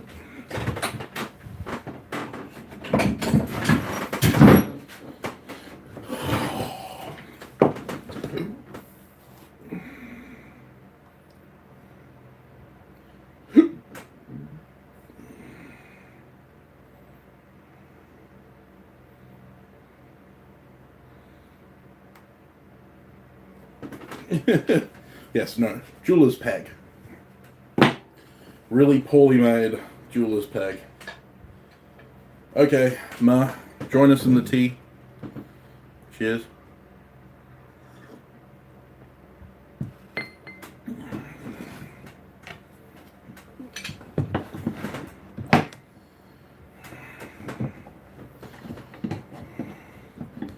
As a world-renowned woodworker, you would know, Alex, that making a jeweler's peg is incredibly easy.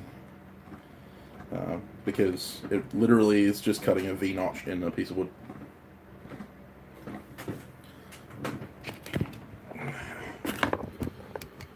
Try and recreate that video from earlier today.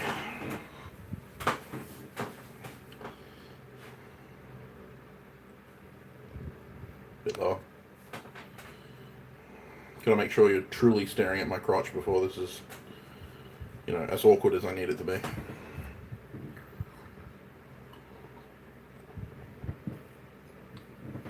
God, that's good tea. Oh man, I need another one of those.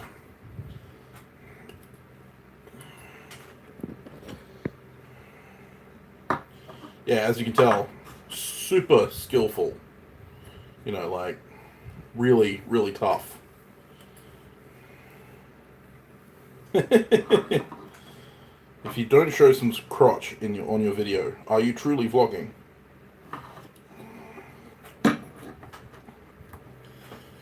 So the trick to using these kinds of jeweler's saws is to compress the jeweler's saw frame before you tighten the nut.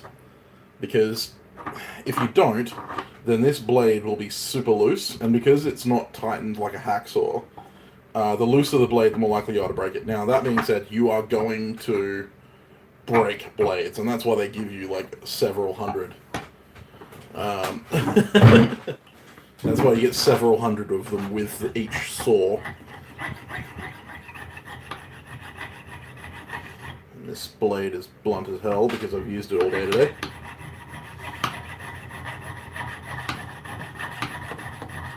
I might actually have to replace it. It is cutting, just very slowly.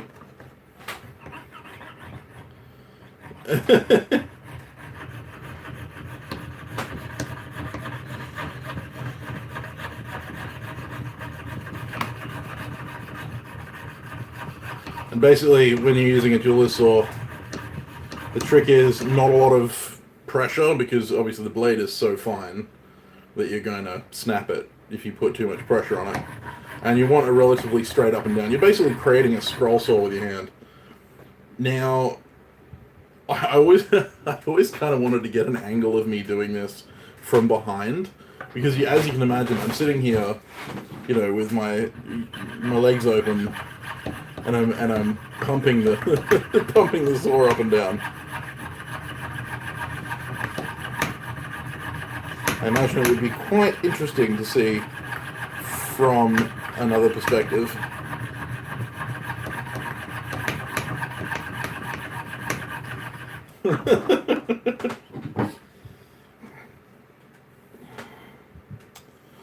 I'm afraid to do it on the live stream because it like totally have no context whatsoever. Someone will just jump on the stream and see me jerking it.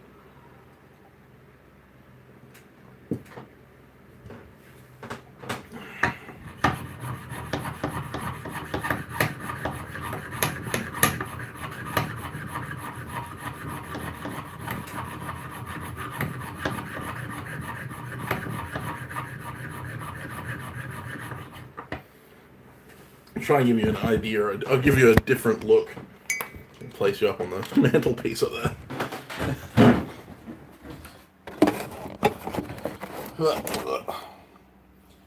Don't fall, camera.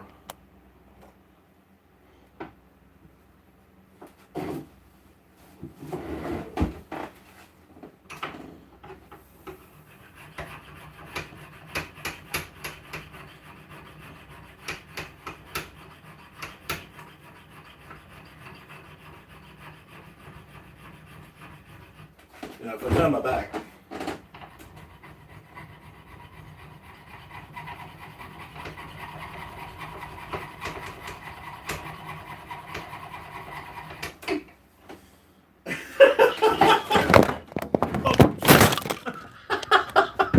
And the camera falls over.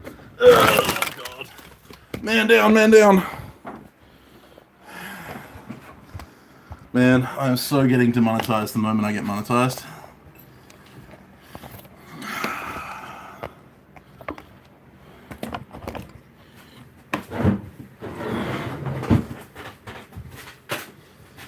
Whew. That was fun. Did you enjoy your trip? It was quite a fall.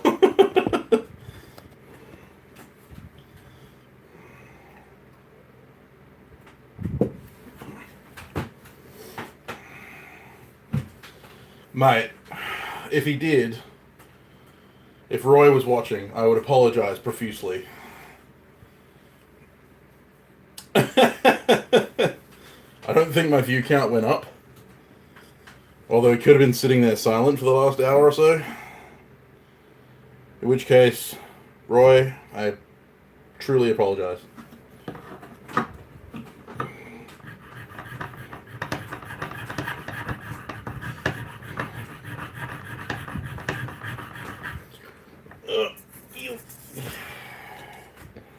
Need to be able to see what I'm doing.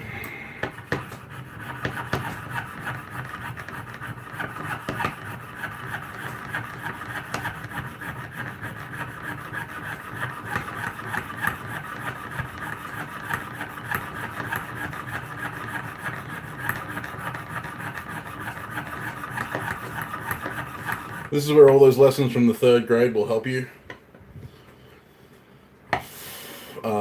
You know, staying inside the lines is really important. Now I've seen guys that can. I'm so changing this freaking blade out. This blade is dull. I've seen guys who can go straight off the jeweler's saw to fit, but I am not that guy.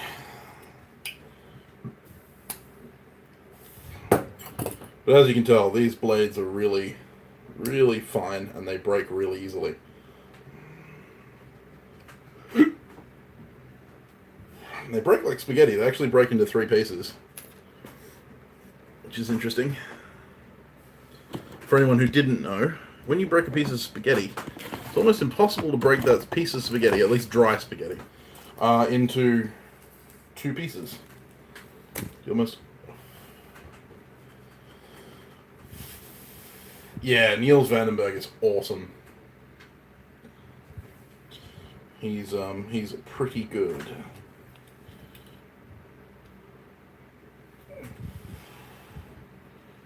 The Jambia he did the other year for a blade show, the International Mastersmith's knife, that was beautiful.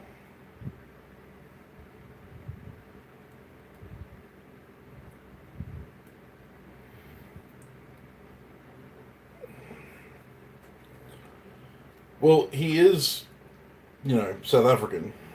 And most South Africans I've known are proudly nuttier than a bag of peanuts.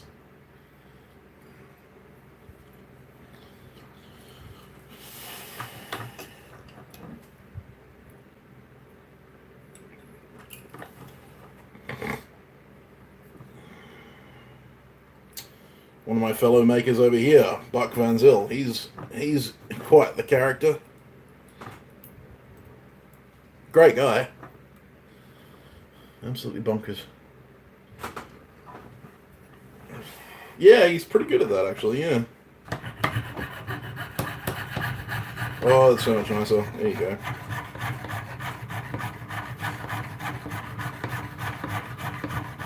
It may not look like anything's improved, but the feeling is improved so much better.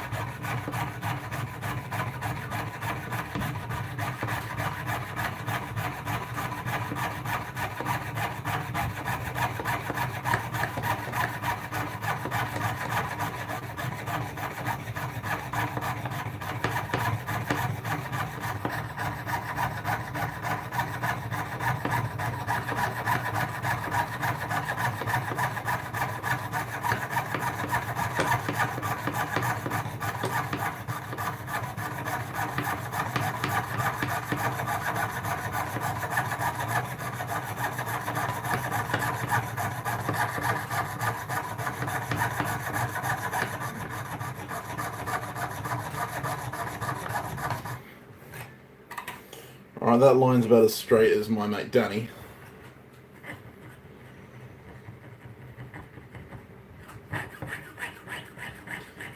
Yeah, no, he does a really good job.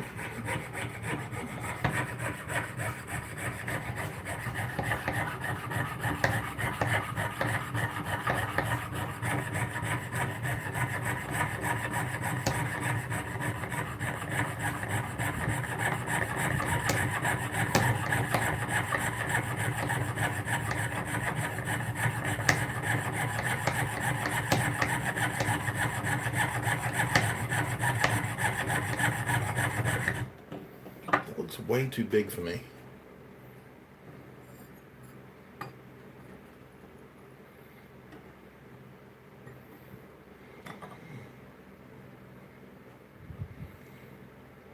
Mate, you wouldn't want to go any fucking further, would you?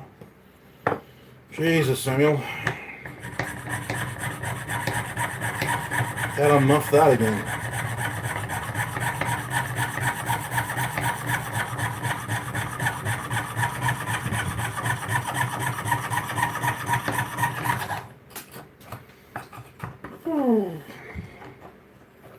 Welcome back, Ma. I think I fucked this again.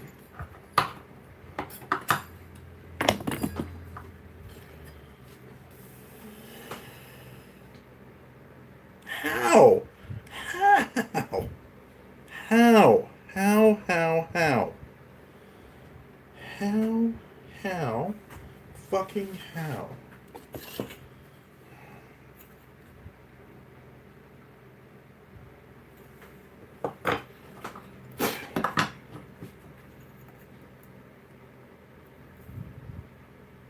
Oh, you moron, Samuel. Oh. Angry with myself now.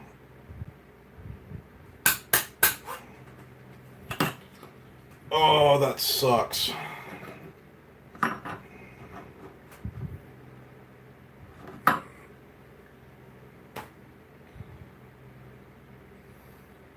Trust me to fuck it up on live stream. Alright. Next.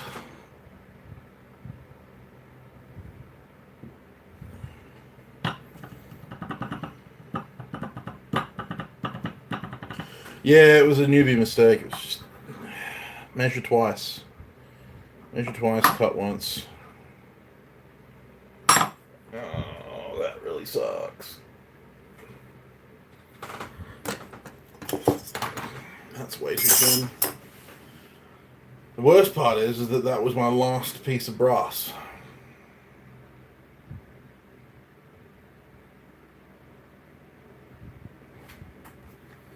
I have this piece, but it's a lot of work.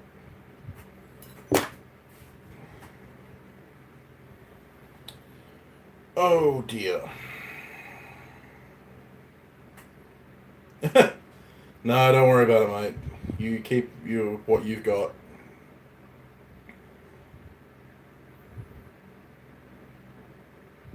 Oh, God damn it. Just gonna have to figure it out. I couldn't pay you for it anyway. Thanks, guys. Yeah, no, thanks for the offer, Ma, but yeah, shipping from Germany tends to take a couple of weeks, and I only have 10 days.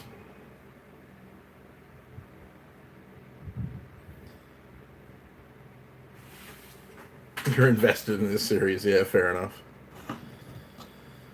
That's a bugger.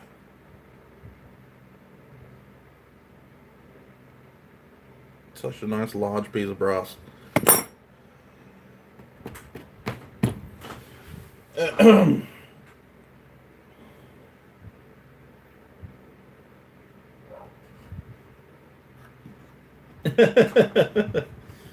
Brotherly loaf, indeed. The brotherhood of the loaf. Does that sound like shadow? Why does that sound like shadow? Oh.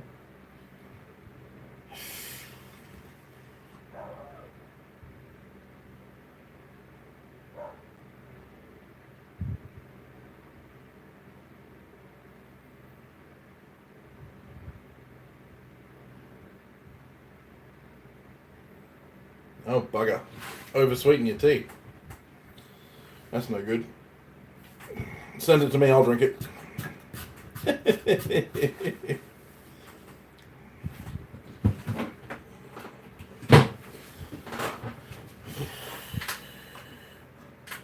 Yeah, well, mistakes happen, as I've just demonstrated. Expensive mistakes. God. So many mistakes.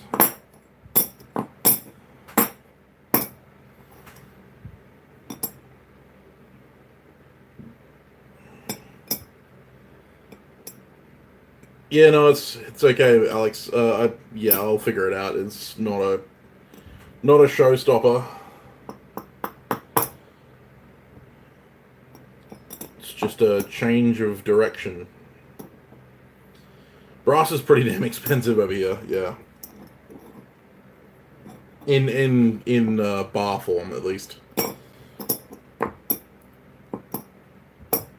think the minimum I can get in 4mm thick, which is what this was,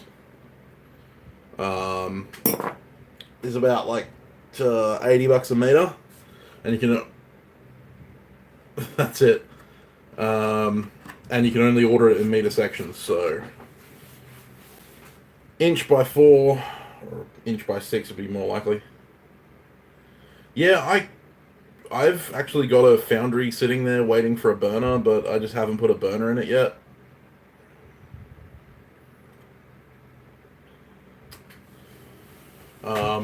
That's why I've got a collection of pieces like this, pieces that I've screwed up, that I'm going to melt down and turn into other things eventually.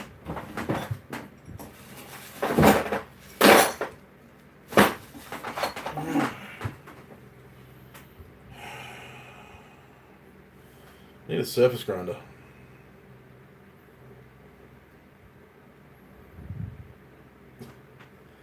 I greatly appreciate that, Alex. Really I do.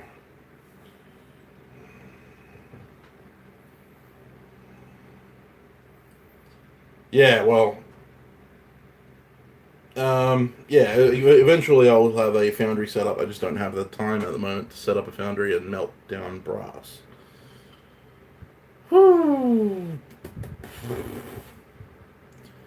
It's not unfixable. I do have 2 giant hunks of bronze left over from that bearing race that I tore apart.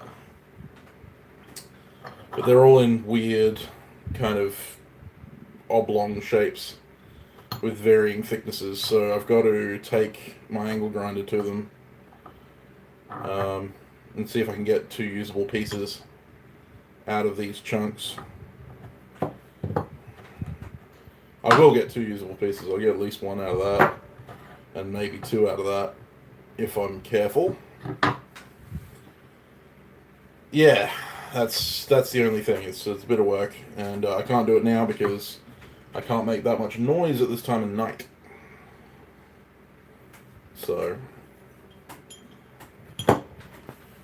what did I say my goal was for today? My goal was 3 guards. I've managed to fit 4. I'm pretty happy with that.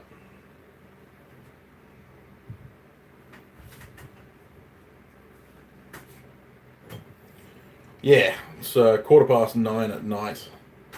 I prefer not to disturb my neighbors if I don't have to, and this will require an hour or so of grinding.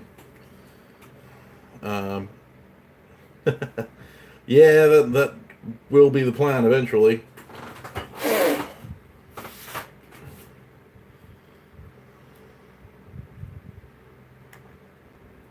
Yeah, I don't think it was tiredness. I think it was just distraction that caused me to do this one.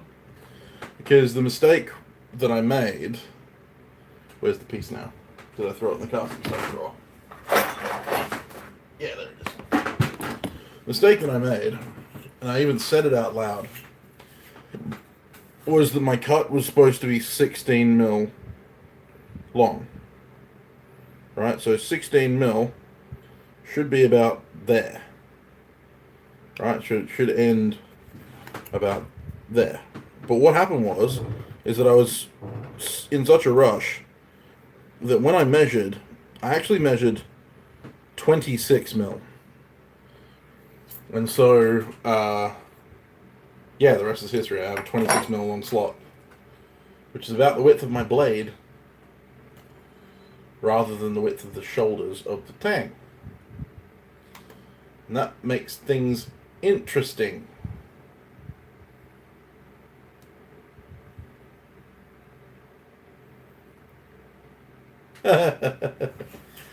Yeah, no, I prefer not to shit them off at this time of night, to be honest.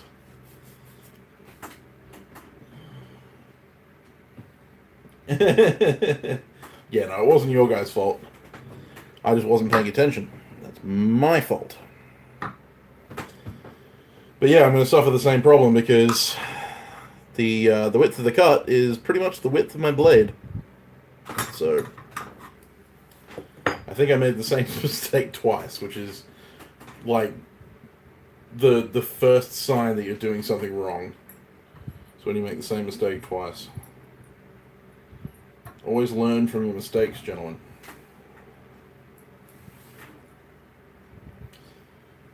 Oh dear. Alright, well. What next? What next, indeed? I don't know what's next, because most of them requires power tools. That kind of ruins my my plan. Bummer.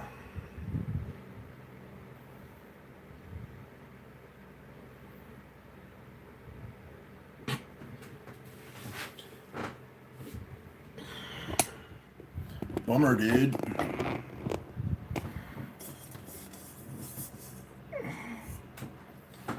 Yes. So, oh Jesus, stabbed myself with a freaking egg.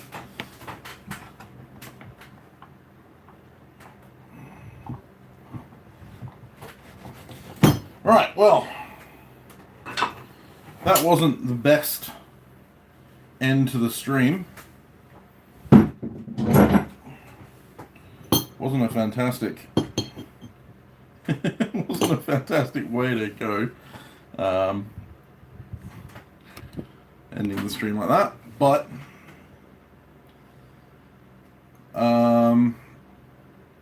we do have some good news. Wondering if I angle the light like that, if it's gonna glare the camera out a little bit less. Yeah, okay. But we do have a couple of blades fit up. So we have this little hunter. Has a nice solid fit up guard. Waiting for grinding and beveling in. This hunter has a nice solid fit up guard. Waiting for beveling and grinding.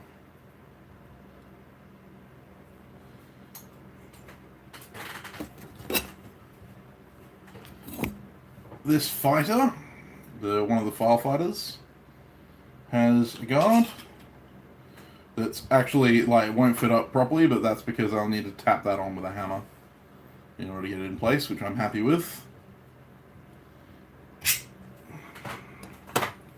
And then on the other side, I have this guard fitting snugly up against the shoulders, ready for the next step, which is beveling and grinding. So overall, not an unproductive day. Trying to maintain a positive atmosphere.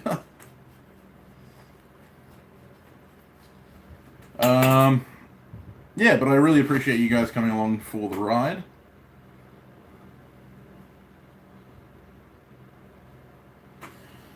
So probably, maybe. Oh, no. Not really, no. Because that fighter guard's probably going to go to about there. The hunter guard's probably going to go to about there, which leaves a small section in the middle, but that's not really going to do much. I didn't really measure that cut-off piece, but I've got so much extra. This is mild steel. I've got so much extra mild steel that it doesn't really matter.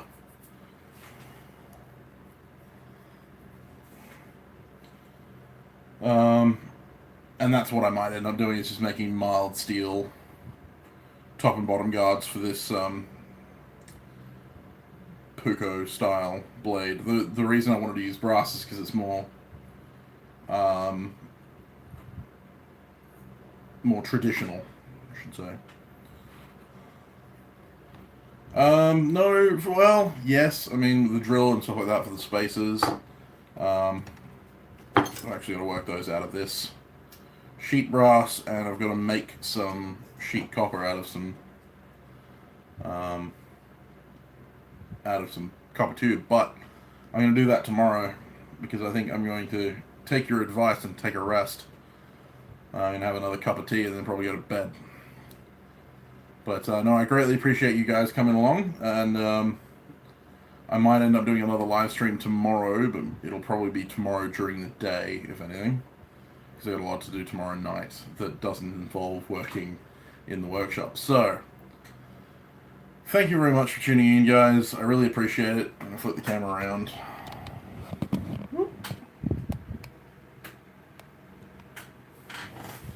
I really do appreciate you guys coming along for the stream. I hope you enjoyed it. I hope you learned something. I'm not going to leave this stream up, basically, because I don't want to remind it how much of a failure I am. But yeah, I will be uploading some new videos very soon. I'm going to be doing a bit of a series on tips for beginner bladesmiths, and so keep your eyes out for that. I'll be doing like a 5-part series on 5 tips for beginner bladesmith, stuff that I wish I'd known when I got started. So yeah, keep your eyes out for that. Those will be short videos on just basically a bit of a talking head kind of stuff. Not so much aimed at you, just aimed at people who are getting into it in the very beginning. But yeah, so it'll be...